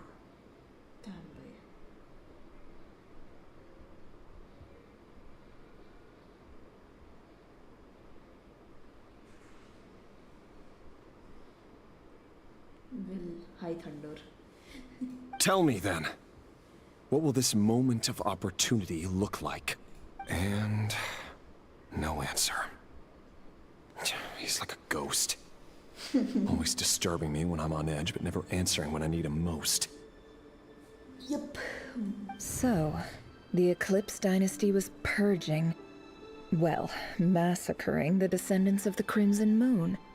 And it seems like it was all connected to the Finster King's research. The king's obsession with abyssal power left the future of Conria hanging in the balance. No wonder every aspect of Rerir's life was so unstable. And it looks like this Thelindis, Rerir's would-be fiancée, herself belonged to a sub-branch of the Crimson Moon Dynasty's descendants. It almost defies belief that a couple like them could hide the truth from each other for so long. If the Vinster King hadn't intervened in such a drastic way, they might have gone on deceiving each other for the rest of their lives. And why does Vedderfanir, Daneslif's older brother, keep talking in Rerir's head? This guy kept more secrets than I ever imagined. The human mind is like a vast desert of shifting sands. When you follow the flow of someone's memories, you only ever see the parts they're willing to let surface. Time for something a bit more creative. We've been inside Rerir's mind this whole time, building up a picture of his psyche. There's already enough clues on the board to start reading between the lines and mapping out the rest. Now, we can finally begin to put the pieces together. Sure, it'll only be a reconstruction, part simulation, part reasoning, but it's usually pretty accurate. Once we've built up a cognitive profile, we just need to cross-check the logic behind his actions. And then we'll be able to take a sneak peek at whatever it is that Rerir has really been hiding. Let's do it.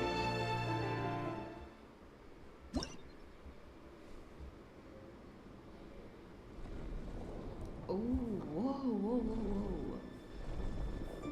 Okay, I assume this is Rerir. Chess piece. Rerir, are you there? And then there is Daneslif. Moving pieces consume action points. When all your action points are used up, you will be returned to previous save point. When a piece moves to a square with this marking, you will gain corresponding number of action points. The square will also become the latest save point.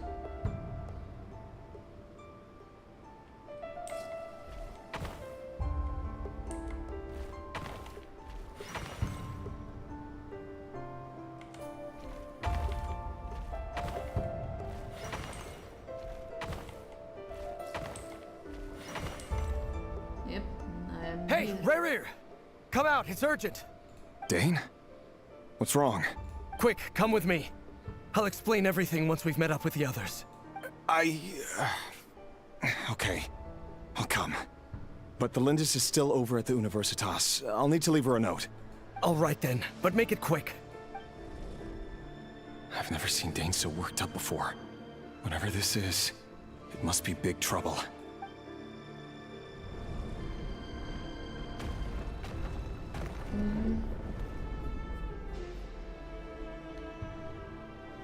Okay, make use of movement squares to move pieces in marked directions.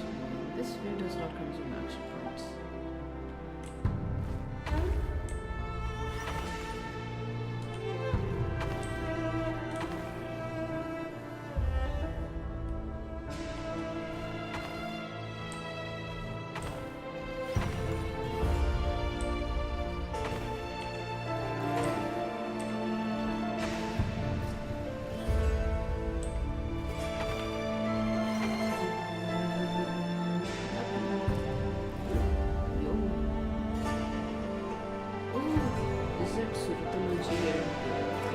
Well, this is a nice change, meeting you all at this hour. When men and women of ambition can speak face to face in broad daylight, I say that's a big step forward for our dear Conria.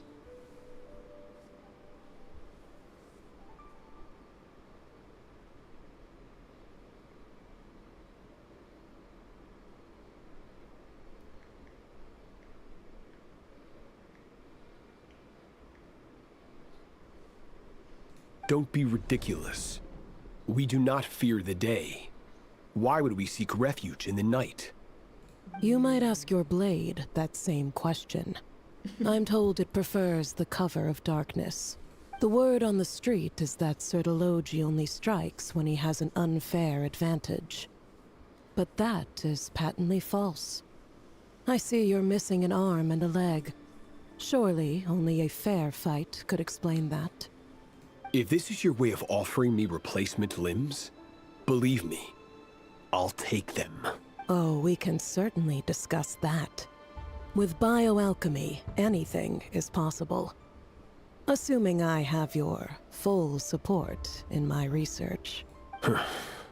Lunatic. Roptatir, what brings you here? Why, Dainsleif, of course. He invited me. Please, cast aside your apprehensions, Miss Rhindaughter. Whatever the rumors may say, I am but a humble servant of the king, and I can assure you he affords me no greater convenience than he does you. Well, the Universitas Magistrorum won't stop fawning over you. So at least some of the rumors must be true. You're clearly doing well for yourself, so drop the humble servant act. It endears you to no one. You're president of the Universitas Magistrorum, the chief royal mage known as the Wise by royal appointment, and by far the most favored among the 4 pillars of Conria. Oh, he's the president of the Universitas Magistrorum. Interesting.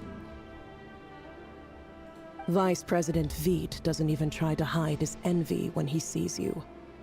My success is the product of hard work and good luck. It's as simple as that. Were the king not such an extremist, I hardly think I would have received a senior post at my age. Of course, no job is without its gripes. Serving a king like ours can be a challenging task, as I'm sure you can imagine. And as for Efterveit, in missing out on the presidency, he's dodged a mountain of stress. Like everything else in life, it comes with pros and cons. You're all here.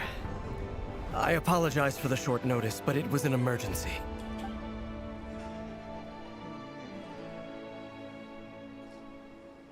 You must be Rarir. Mr. Sertologi. Yes, I handled your case file during your sentencing. Nothing personal, of course. I'm pleasantly surprised that you remember me. You're clearly a person of substance if you've been invited here.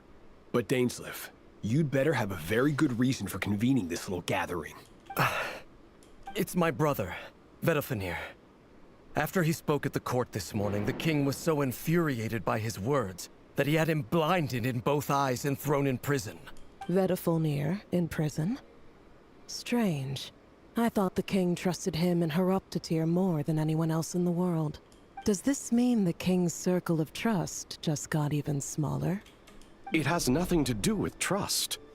It's about what the king wants, which is as clear as day to anyone paying attention. I simply appease him, because it's in the best interests of the Universitas Magistrorum. And also because you're slimy. Vedalfenir, perhaps less so. But still, a visionless visionary? It rather inclines me to think that qualifications are not what get you ahead in Conria. Do you honestly think this is an important discussion to be having right now? Dane, what are you planning to do? Rescue Vedalfenir, I assume. Correct. It will mean storming the palace by force. Tonight. I need all of you on my side. That's far too dangerous. And don't forget, Dainsleif, you're captain of the Royal Guard. You swore an oath to the throne. You've been planning this for a while, haven't you? I have no desire to commit treason. But whatever critique the king may have of Vedalfenir, disfiguring your most loyal subject for putting the best interests of his court and nation first, this is not the conduct of a wise ruler. My blade will force the king to see the error of his ways. So, Vedalfenir's prophecy enraged the king. I'm sure it wasn't what he wanted to hear, but if he won't take counsel even from the visionary, that is deeply troubling news. The extent of His Majesty's madness is now all too clear. The question is, how does a man like me get out of this situation unscathed? You have noble ambitions, Dane, but I'm afraid they don't do much for a guy like me. I'm not interested in saving the world. All I want is A letter of pardon? For whom? Thelindis? The chances of the Vinster King issuing a pardon for anyone connected to the Crimson Moon seem vanishingly slim.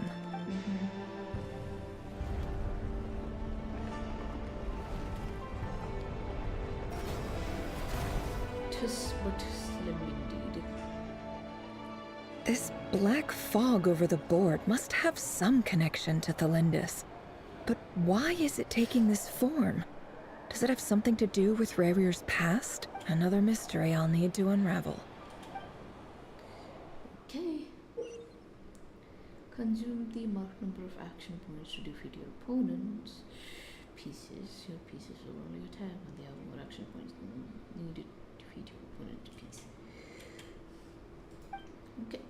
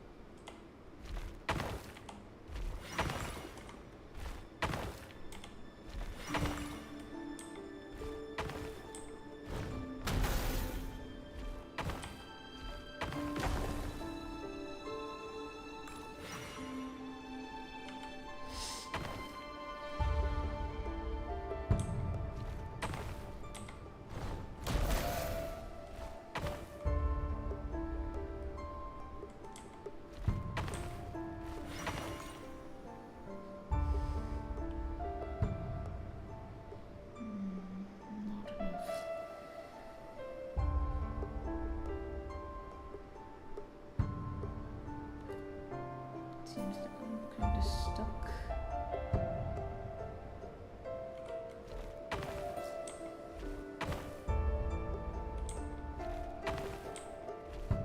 Yep. Action points.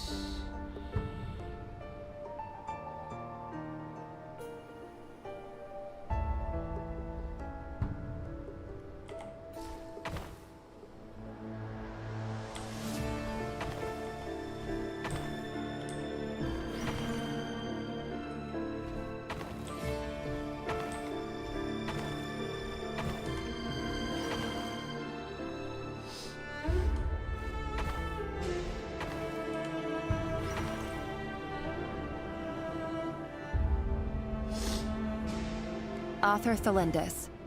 Over the course of this week, the research object was subjected to interference for a total of 60 hours for experimental purposes. The results are as follows. Research dating back to the Crimson Moon Dynasty has established 2 points regarding moon marrow. Firstly, its origins have something to do with a god's power. Secondly, it serves as a portal to an as-yet indeterminate location. Moon marrow can thus be defined as a spatial gateway. However, there are a number of hurdles to overcome before we can answer the question of where it leads to. To start with, opening the gateway requires a specific power source, which the relevant literature indicates an enormous amount of power is then required to keep the gate open. Currently, the total power output of our instruments remains in the single digits. To make matters worse, I am now the only staff member remaining in the Moon Marrow lab. The Universitas Magistrorum recently decided to move most of its personnel into abyssal energy research, which has stymied all Crimson Moon-related projects. This is not a wise move. I have always maintained that placing all our hopes in a single source of power is risky, especially one as poorly understood as this. As well as making ourselves overly reliant on a single resource, we are neglecting other promising technologies. I apologize if this comes across as disrespectful. But as a Moon Marrow researcher, I desperately want to see the world beyond the gateway. If we really made it there one day, what would we find? And how would we go about taming the unknown? My imagination is endlessly fueled by questions such as these.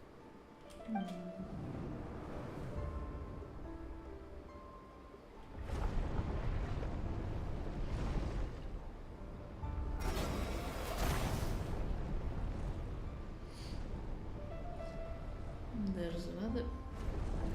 Alright. Can I dodge enemies? I'd like to dodge enemies.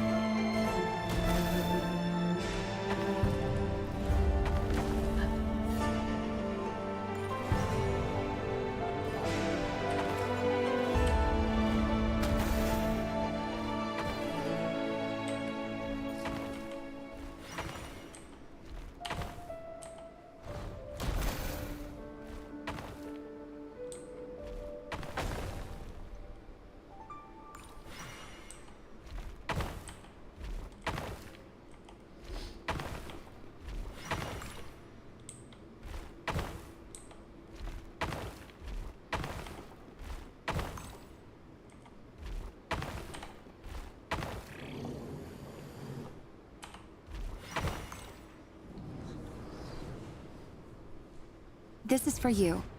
I heard you're gonna leave the city with your parents.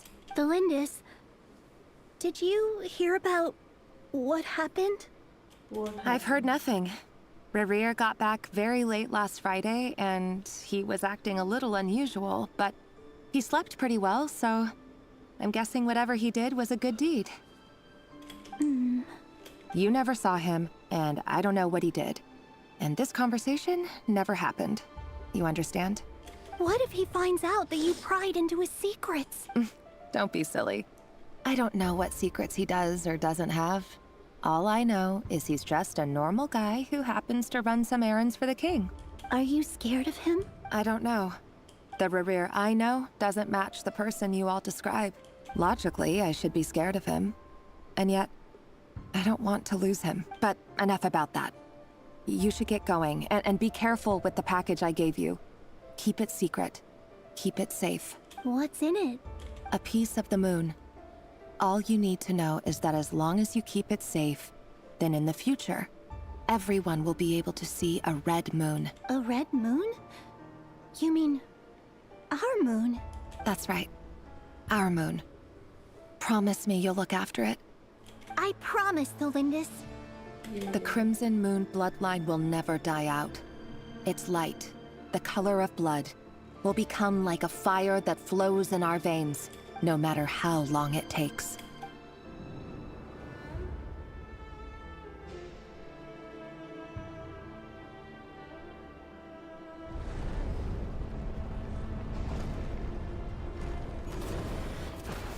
Of course, more enemies.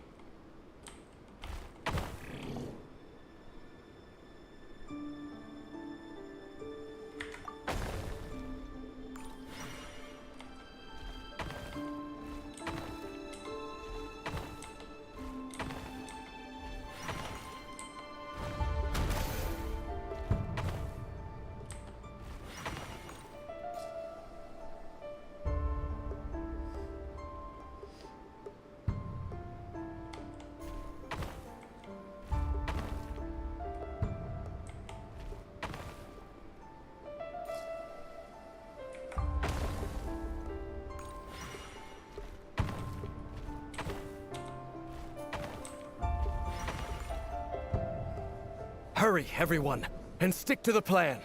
Sir Dainsleif, what are you? Is this treason? You know what happens to those who betray the throne. Please, don't do this! It is the king himself who has betrayed the throne. He has betrayed all of Conria. If you have any love left for justice in your heart, you should join me. It's showtime. Dane and his group will handle the troops in the palace. Then Hraptatir and Rhindaughter will disarm the security measures. My job is to enter the prison and rescue Vedifalnir. Stay safe. Wish me luck. Look after my brother. Draw your blade. It is time for justice to prevail.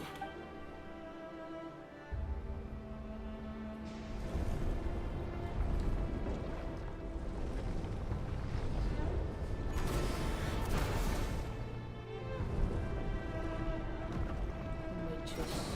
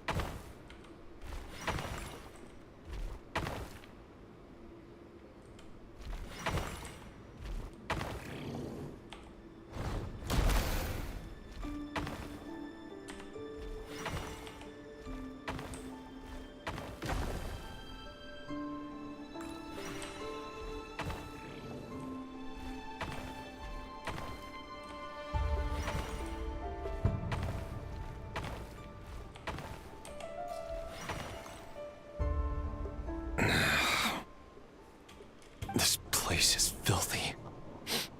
And the smell is abominable. Clearly, the king doesn't allow his prisoners a single shred of dignity. This is dire.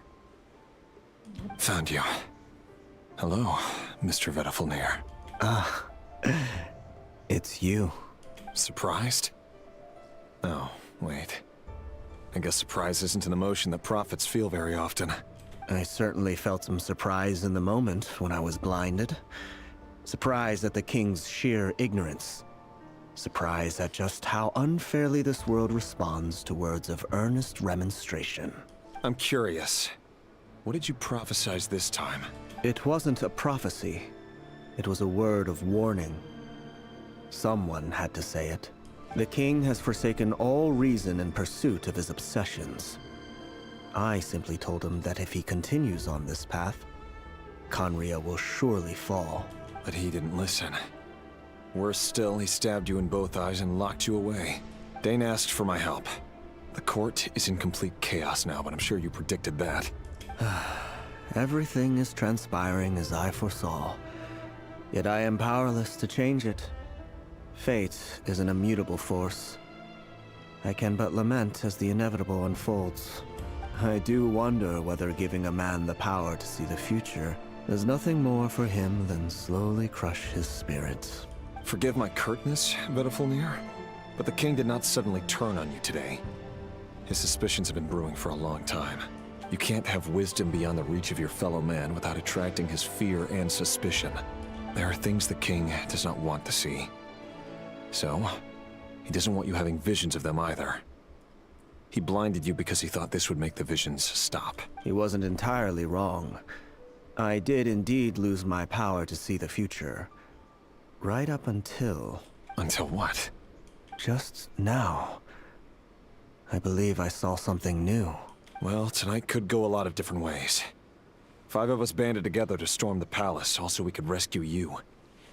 This will go down as the most tumultuous day in Conrian history. I sense hatred in you. But also hope. A desperate hope that with the tyrant deposed, that will be the end of the story. But this is not the end.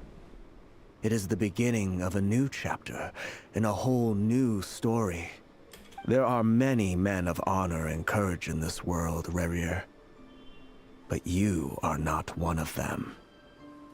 You're not here for justice, are you? You're here for yourself. Is that a dagger? Interesting. Why not the polearm? It was always your weapon of choice.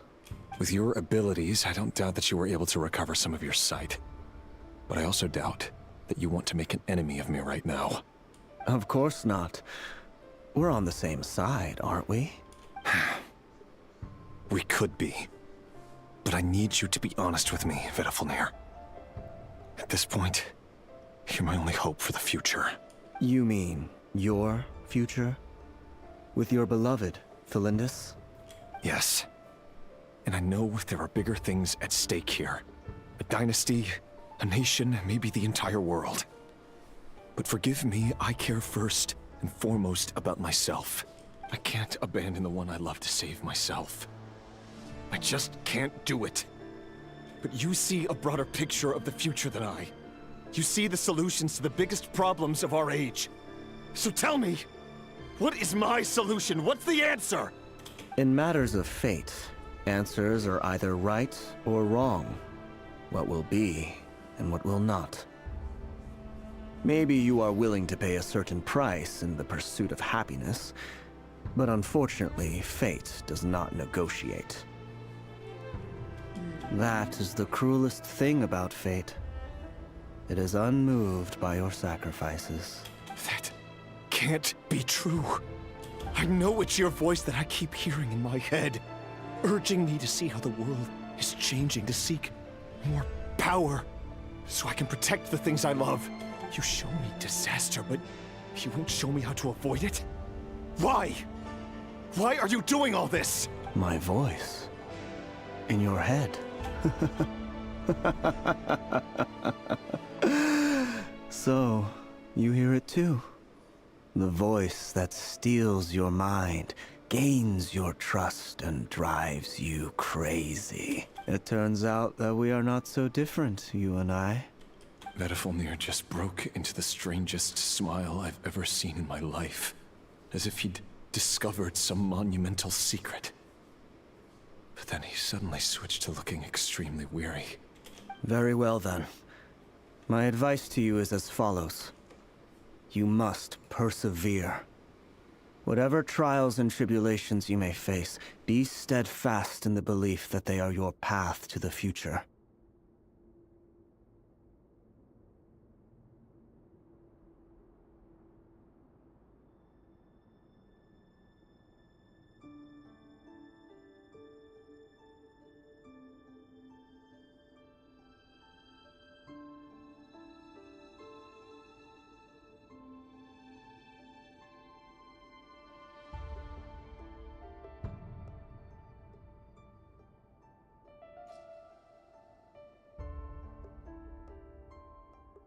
For as long as you live, your story with Thelindis shall not come to an end.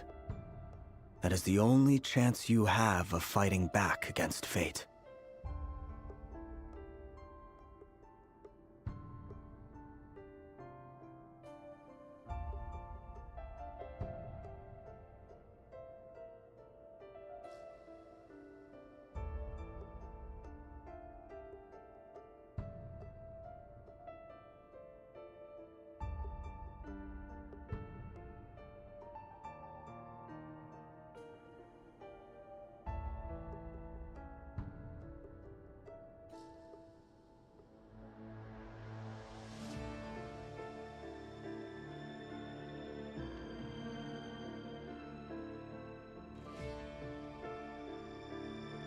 It is up to you whether you believe my words. Regardless,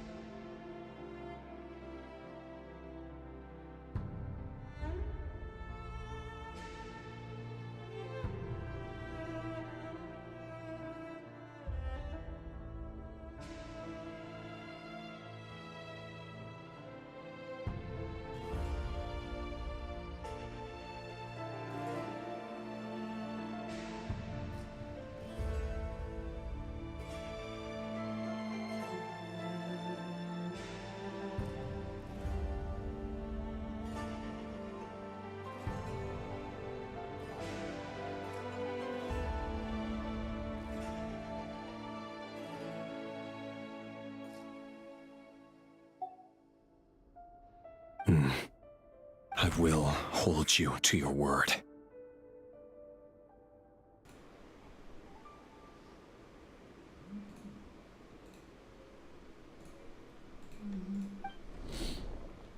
Thank you for setting me free. In return, I will tell you one more thing that you cannot afford to ignore. Rerir. Whatever Vedifalnir said, I didn't catch it. I didn't even help him out of the prison. There was no time to lose.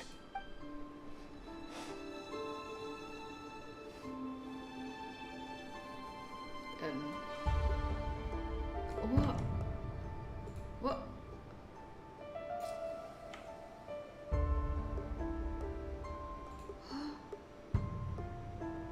Oh, no, no, please don't make me do all this again.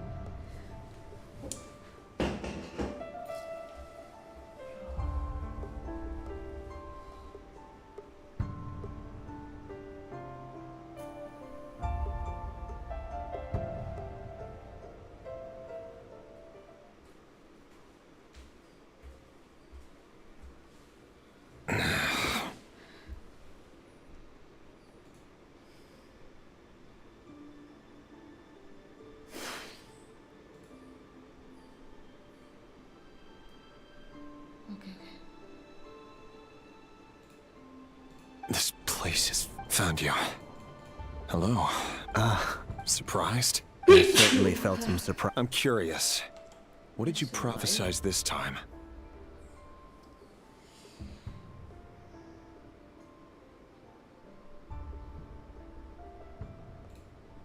It wasn't a prophecy. The king has forsaken all reason in pursuit of his obsession. But he didn't listen.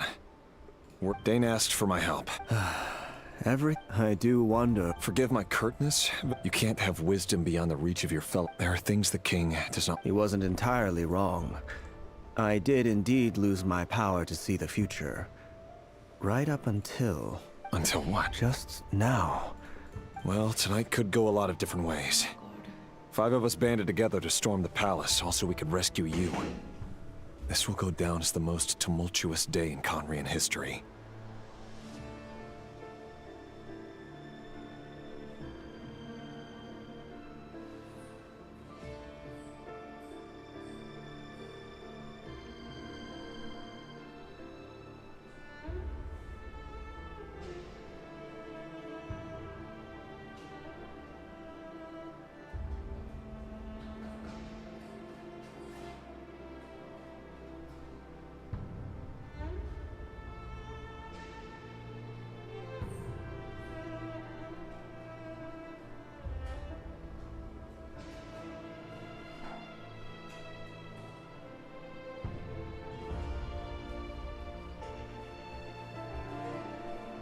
I sense hatred in you, but also hope.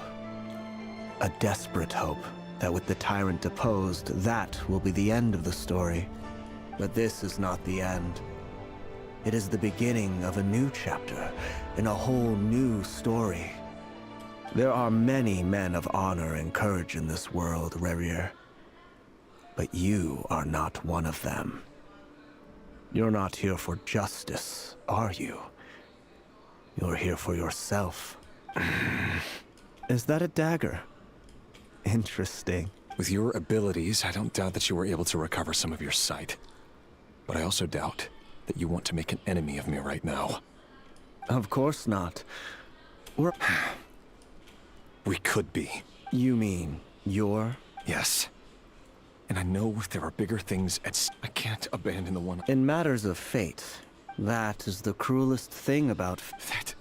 I know it's your voice that I keep. You show me disaster, but you won't show me how. My voice?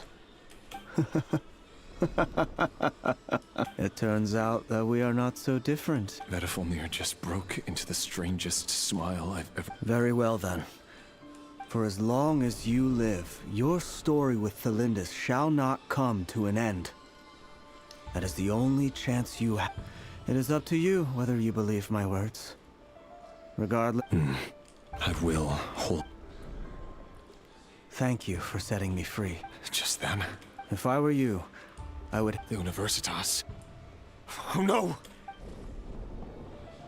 I'm sure we'll be seeing each other again very soon. Whatever Vedifalnir said, I didn't...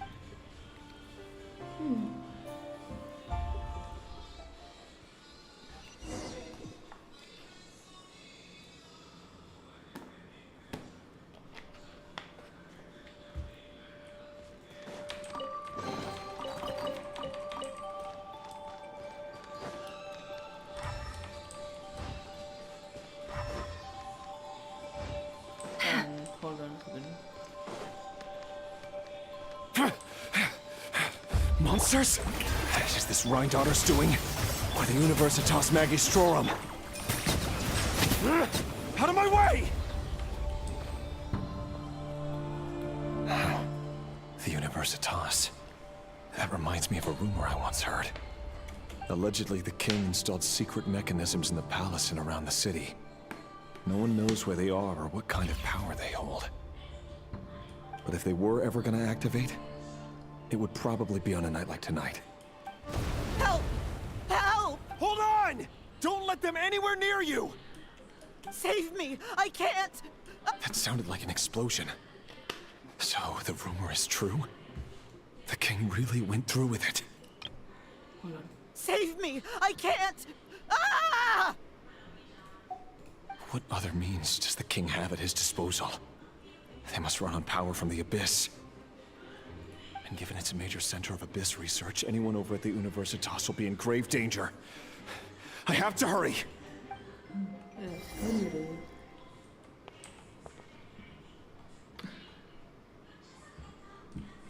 Hurry. Oh my...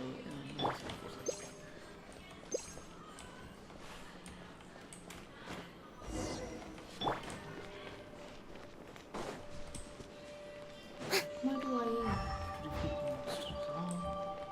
Hello?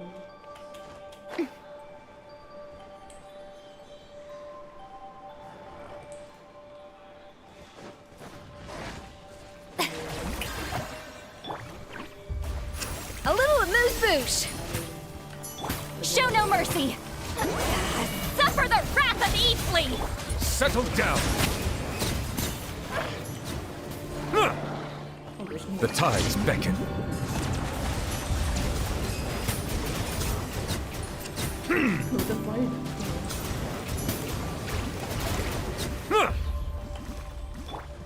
Regicides. Shower me with praise!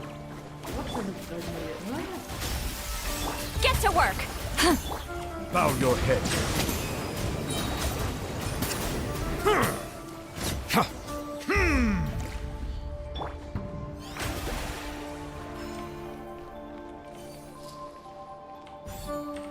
May I present?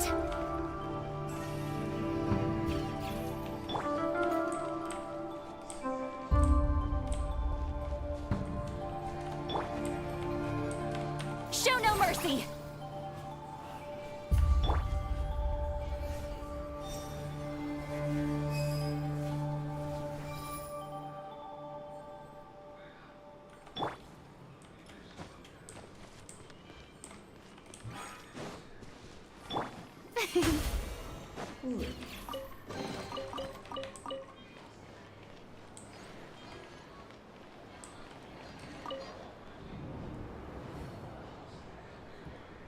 Monsters!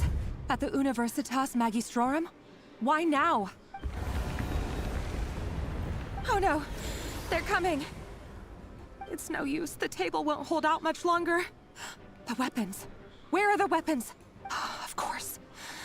All the lab equipment was upgraded after the inspection last week, but the new weapons haven't been allocated yet. I'm done for. Is anyone there? I need help! Ah!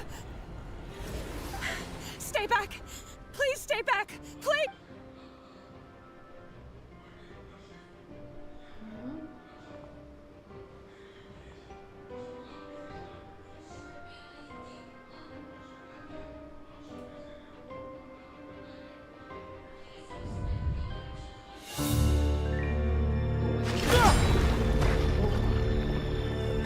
What's that? Red Rear! So the rumors about your work are true. What? No! Listen, something happened at the palace tonight. We have to leave! You don't need to lie to me anymore. What do you mean? I know why you're worried, and I will respect the decision you've made. But it's okay, because I found a solution. I know how to end all this. You can have it back. The normal life you so desire. But until then, I'm afraid our wedding will have to wait. Celindus! No, don't do it! Celindus! Celindus!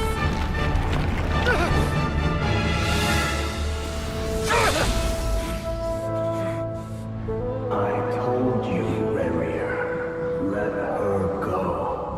You will find someone better. No! No, I won't do it! I have to save her! By what means exactly? A lowly pawn. You lack the power and the strength of will. Do you know a way? Tell me! Come to the palace. Join us.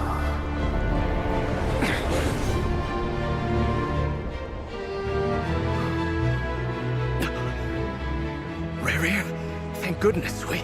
Step forth and take your share. You made it. Not you too.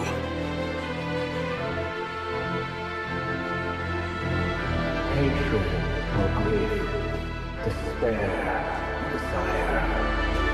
We all have our own.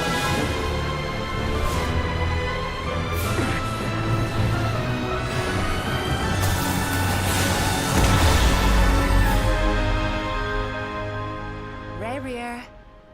Rarier. Celindus? Were you daydreaming?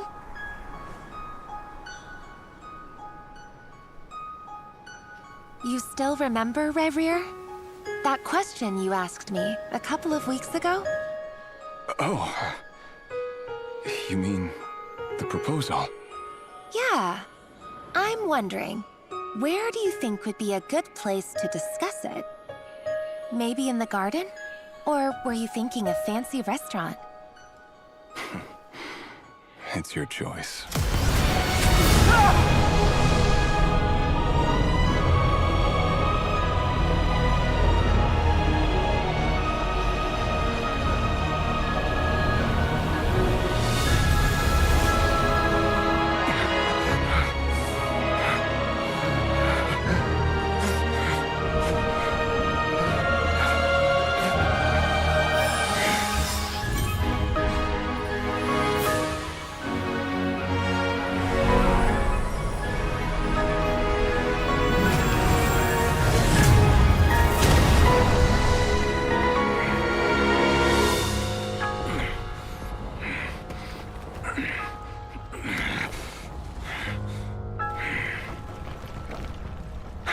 Find you. And then... you can give me your answer.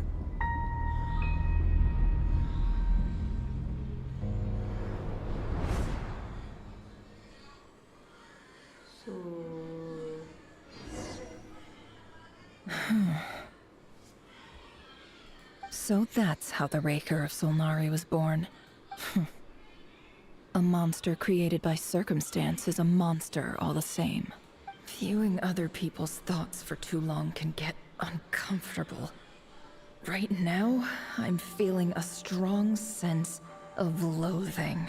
In a nutshell, the story of Conria is what happens when the truth falls by the wayside.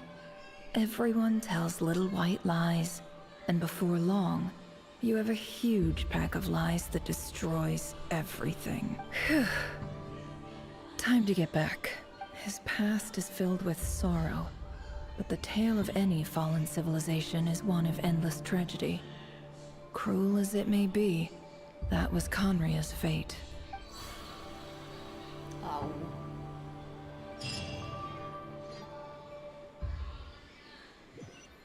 मेरी आंखें.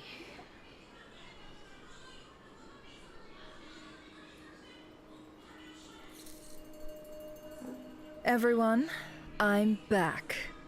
Can I get a standing ovation? Never! How are you holding up? Feeling okay? She's fine. Boss is a pro. Yes, I'm fine. You will have seen the events of Rarier's life through my thoughts. It's now clear that he is just a regular nobody, driven by personal tragedy, as he said himself. I mostly agree. There's only so much we can know about him from his memories alone, but they did give us a clear glimpse into his life in Conria. However, I would not consider Rerir to be a nobody. He was deeply involved in the events of that era. Yet, when the catastrophe of a generation strikes, nobody is safe. Sounds to me like you're speaking in riddles again. Is this you urging me not to abandon the people of Nodcry in their hour of need? That's not what I meant. Although I do hope you choose to remain a part of the plan. Without you, the mission ahead will be all but impossible. Then try to remember that I respond better to the carrot than the stick. And I don't appreciate being bossed around. Now, as for you, Missy, you were excellent. You stuck to the rules of the ceremony and kept your mouth shut the entire time. Bravo. Cool. So, can you fill me in on the deets now? Most of what I saw went right over my head. Patience. You'll hear the whole story, don't you worry. But let's meet up with the others first. It will save me narrating it twice. Yehoda? Yes, boss! Let me get that door for ya. That's more like it. For a moment there, I was worried you'd forgotten about the first clause of your employment contract. Forgive my curiosity, but what does the first clause say? It says I gotta do the annoying stuff that boss is too lazy to do for herself. Like opening the door, pouring the tea, yada yada. Is that right? If something is in the contract, it's because she willingly agreed to it. Rest assured that the Curatorium abides by the very strictest of labor policies. You don't seriously think I'm cruel enough to treat her like my slave? In any case, I've hardly shied away from my share of the work today. Hope I don't catch Flints and Varka lounging about in their chairs, enjoying a leisurely cup of tea. There's nothing I dislike more than other people enjoying themselves while I'm hard at work. Fair enough.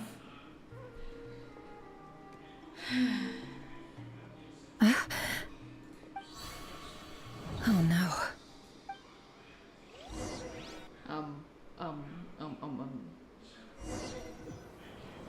What? Sorry to disturb you, but we seem to have run into some trouble. Evidently so. Don't worry, I'm not about to leave you to fend for yourselves. I'm not that kind of boss. And it would go against the Curatorium's labor policy. I'm sorry. What did you hear me say? I wasn't talking about labor policy. Wait. How long have I been standing here? Not long. You just appeared by the door a moment ago.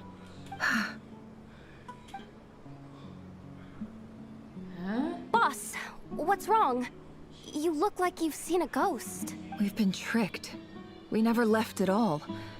Somehow I hallucinated that whole scene back inside the office. Hallucinated? But how? How indeed. This place should heed my will alone. All thoughts and actions that occur in here are just a result of pawns moving across the chessboard in a carefully calculated manner. And nobody has access to this chess set but me. So you control everything in here? More or less. But yes, it's a special technique of mine. Has anything like this ever happened before? Only once. It was the first time I used the chess set. Is there any similarity between what happened then and what's happening now? I suppose my thoughts are a little turbulent, which was also the case my first time. Is there anything I can do to help? The first clause of your contract clearly states that I only need your help with things that I'm too lazy to do myself. Meaning, you're not feeling lazy right now? Meaning, this is not something Yehoda can help with. The chess set is a personal treasure that I alone understand. I must be the one to find our way out of here. Boss, it's fine. Really. Let me do something useful. Oh, listen to you. Whatever would I do without you, Yehoda? What? Really? Yes, really. Where would I ever find another employee as obedient and servile as you? God forbid anything ever happens to you. Oh, okay. Well, anyway, I was thinking of fetching some water. There's gotta be a source around here somewhere.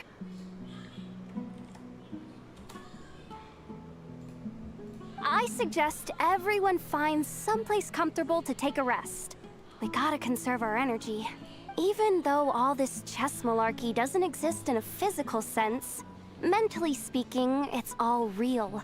And so is our tiredness and fatigue. You don't want to dismiss mental fatigue.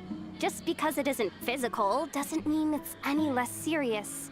But anyway, I got your backs, so don't worry about a thing. Don't I have the best employees? Jealous much? If we can find a suitable time, I'd love to borrow Yehoda for a day to help out at the Frost Moon Scions. Would you be amenable to that, Boss Nefer? Oh, Lauma. Have I ever told you just how pretty you are? Beauty runs from the tips of your antlers to the depths of your imagination. Time to rally, everyone. Follow me. As we continue our journey, the same rules will apply. That means stay focused and no talking no matter what we encounter. And don't disturb the chess pieces. You have my word that I will get us all out of here. I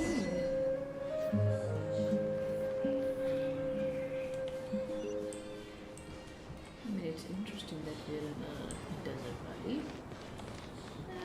But nothing else.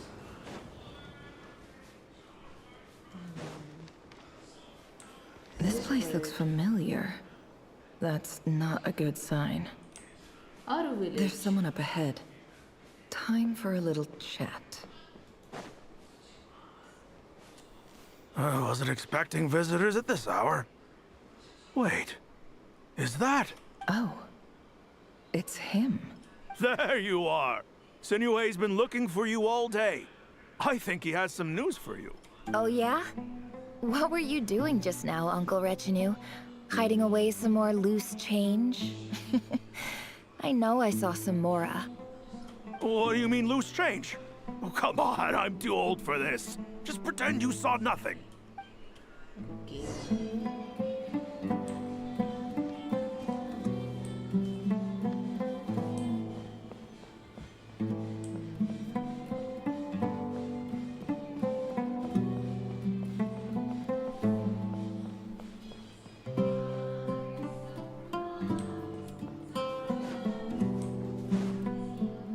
Hey, kid. Mind telling me what Sinuhe's been up to recently? I'm trying to get in his good books and I need a way in. Get in his good books? Why? What do you want with my dad, Uncle Apepi? I've written a new song. I was hoping to showcase it at the next festival, but I'll need his approval. A new song, huh? I'd love to stay and listen, but unfortunately, Uncle Retinue says my dad's looking for me. Well, there's plenty of time and I'm not going anywhere. See that pile of stones? I'll be sitting there warming up my vocal cords. Come find me when you're done. Pile of stones. Got it.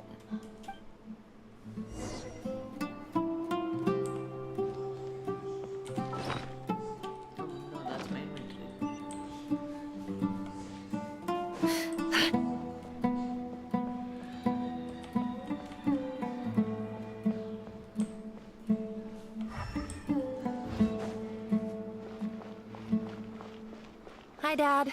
Uncle Retinue said you were looking for me. Ah, there's my little princess. If you'd gotten back just a little sooner, you could have shared the spoils of war with me. Spoils of war? Who were you fighting against, Dad? It was just a figure of speech. The aftermath of a sandstorm is no time to be waging war. I was talking about our war against thirst. I went out to fix our water supply problem, and now I'm back. Which means... We have a well again! That's right.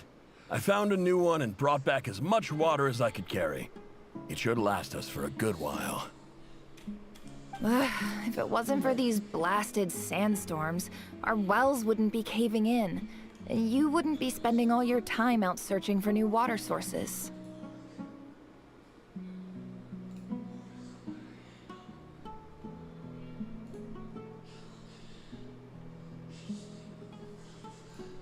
As the chief of our tribe, I'm supposed to be leading us out of hardship and poverty, but to better things. You know how prosperous our ancestors were. I've told you all the stories. And look at us now. Squeezed into these hovels. No one would choose this, if it wasn't for the endless wars over the years. But things are looking up. I started working with some folks from the academia a few months back. They gave me some contacts in return for my assistance in the desert. So you're the Academia's helper now? Special ambassador, they call it. Think of it as a partnership. It's nothing bad, okay? We've been isolated here in the desert for too long. Seeking opportunities elsewhere is the best thing for us, and the fastest way to progress. So, do you get anything good out of being a special ambassador? Of course. My luck's improving all the time. One day, I swear I'm gonna lead us out of this place. We'll find somewhere new. Somewhere better.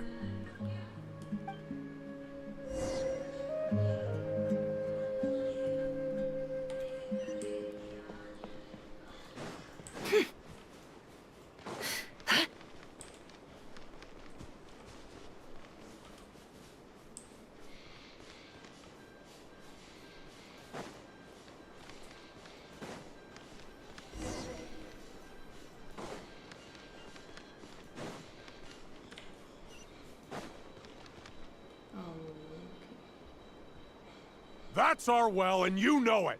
You stole from us. Well, you've gone from chief to thief, and now you have to face the consequences. Did you really think you could take our water without permission and get away with it? You're either brave, stupid, or both. And that special ambassador act? Yeah, nice try. We spoke to the academia. They said it was all news to them. You're a liar and a cheat!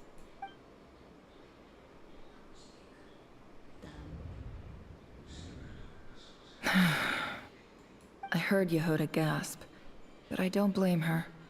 Most people are terrified by the sight of blood. Corpses strewn across the ground. The wounds are clearly from scimitars and daggers. The desert dwellers' weapons of choice. There's a handwritten note on the ground. Let's see what it says. Halil, this is Sinuhe, chief of the Shimti tribe. Surely you remember me. I was the one who helped you and your colleagues avoid the quicksand in the desert. This is my second time writing to you. I assume my last letter must have gotten lost in the mail, as I didn't receive a reply. I hope this one makes it to you safely. I'm writing to you because I need some help. That sandstorm the other day completely blocked up our well, forcing me to look for another water source in Iab and Unut territory. It was a matter of survival. Praise the gods. The well of the Iab tribe was intact. It was my last resort. I drew what water I could and left, but not without being spotted. I fear they will retaliate. You told me to write to you if I ever needed help. You said you'd be my ally in the academia. I urgently need you to formally recognize my title of Special Ambassador and send some of your people to assist me for a few days. It's the only way I can convince them that this was the academia's decision and prevent them from retaliating. This is an emergency. Please send help as soon as possible. Looks like this letter never got sent. The writer died a grisly death, and the letter was trampled into the ground. It's badly defaced. Some parts are barely legible. What a ridiculous lie the surviving Shimti tell. Their whole village was butchered over a sip of water.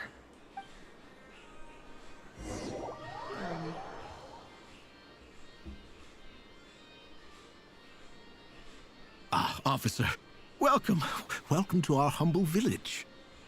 I thought you would at least have the courtesy to provide some respectable libations. This is the finest wine Aru village has to offer. I promise.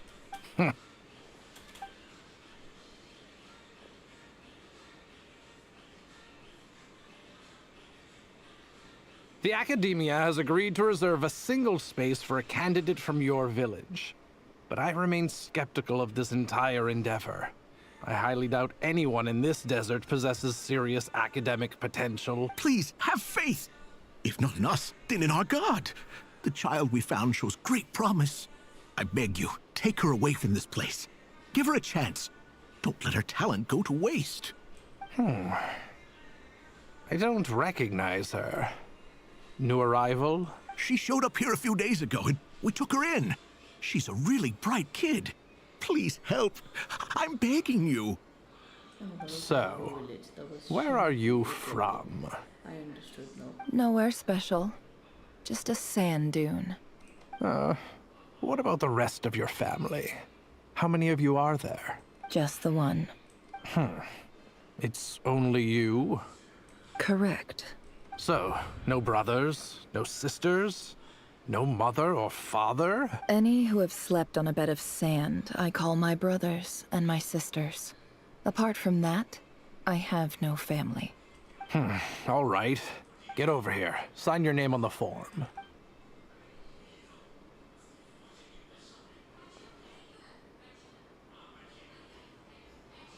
Never?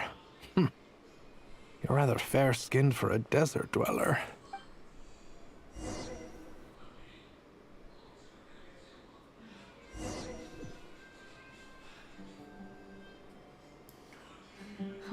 What does that have to do? Okay.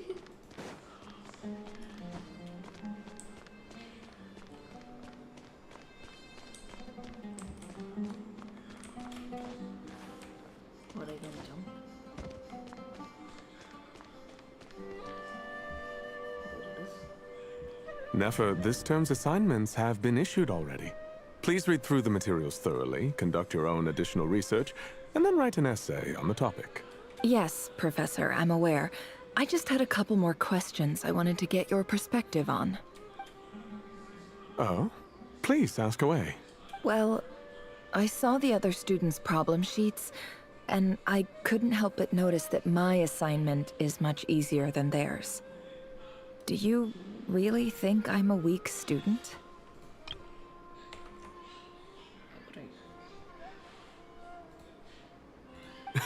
A weak student? Goodness, no. Quite the opposite. You have a sharp mind. Almost too sharp. I think what you're saying is, a weak student wouldn't have noticed the discrepancy. And if they did, they certainly wouldn't complain about the lighter workload. You see, sharp as they come. You see things the way they are, and I'm sure you know why they're like that. Because of where I come from. Because I'm different. I'm sorry, Nefer. I don't like it any more than you do. It's just... Anyway, you said you had a couple of questions? What's the other one? I wanted to check... If someone sent me a letter to the Academia, where do I go to collect it? Ah, your family wrote to you. Well, as long as they put your name on the envelope, someone should hand it right to you. Not exactly. It's not even a recent letter. I was just curious where the mail would end up if no one collects it. The House of Dana, I expect. I know there's a box for unclaimed mail somewhere in there, probably sitting on a shelf. Whatever you're looking for, that'd be the place to start. Okay, got it. Thank you, Professor. Oh, don't mention it. Honestly, I feel like I failed you. I'm supposed to be your teacher, but I haven't taught you anything. Hey, don't say that. You're a great teacher, and you do your best for all your students. But the rules are the rules. You're not allowed to teach students like me. It's not just the Academia either. The whole world bends over backwards for the successful, and leaves the losers to suffer and die. Oh, my dear child. Don't tell me you've given up on life already. I haven't. I just think that if you want to make it in this world, you have to find a way to become successful.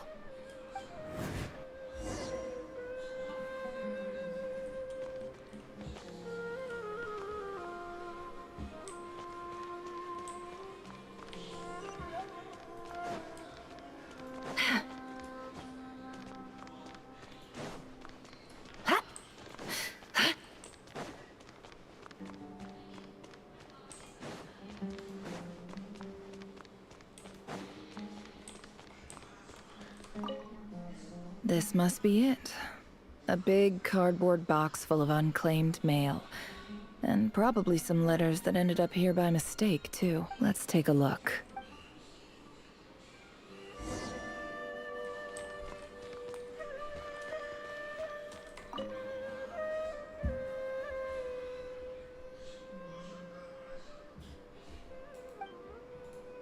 A dilapidation survey from Port Ormos. Looks like it's from a Corps of 30 representative. What a strange thought. A bunch of mercs losing sleep over rundown buildings. This one was never even opened. I guess the recipient didn't care what the Corps of 30 had to say about anything. Who was it addressed to? I don't recognize the name.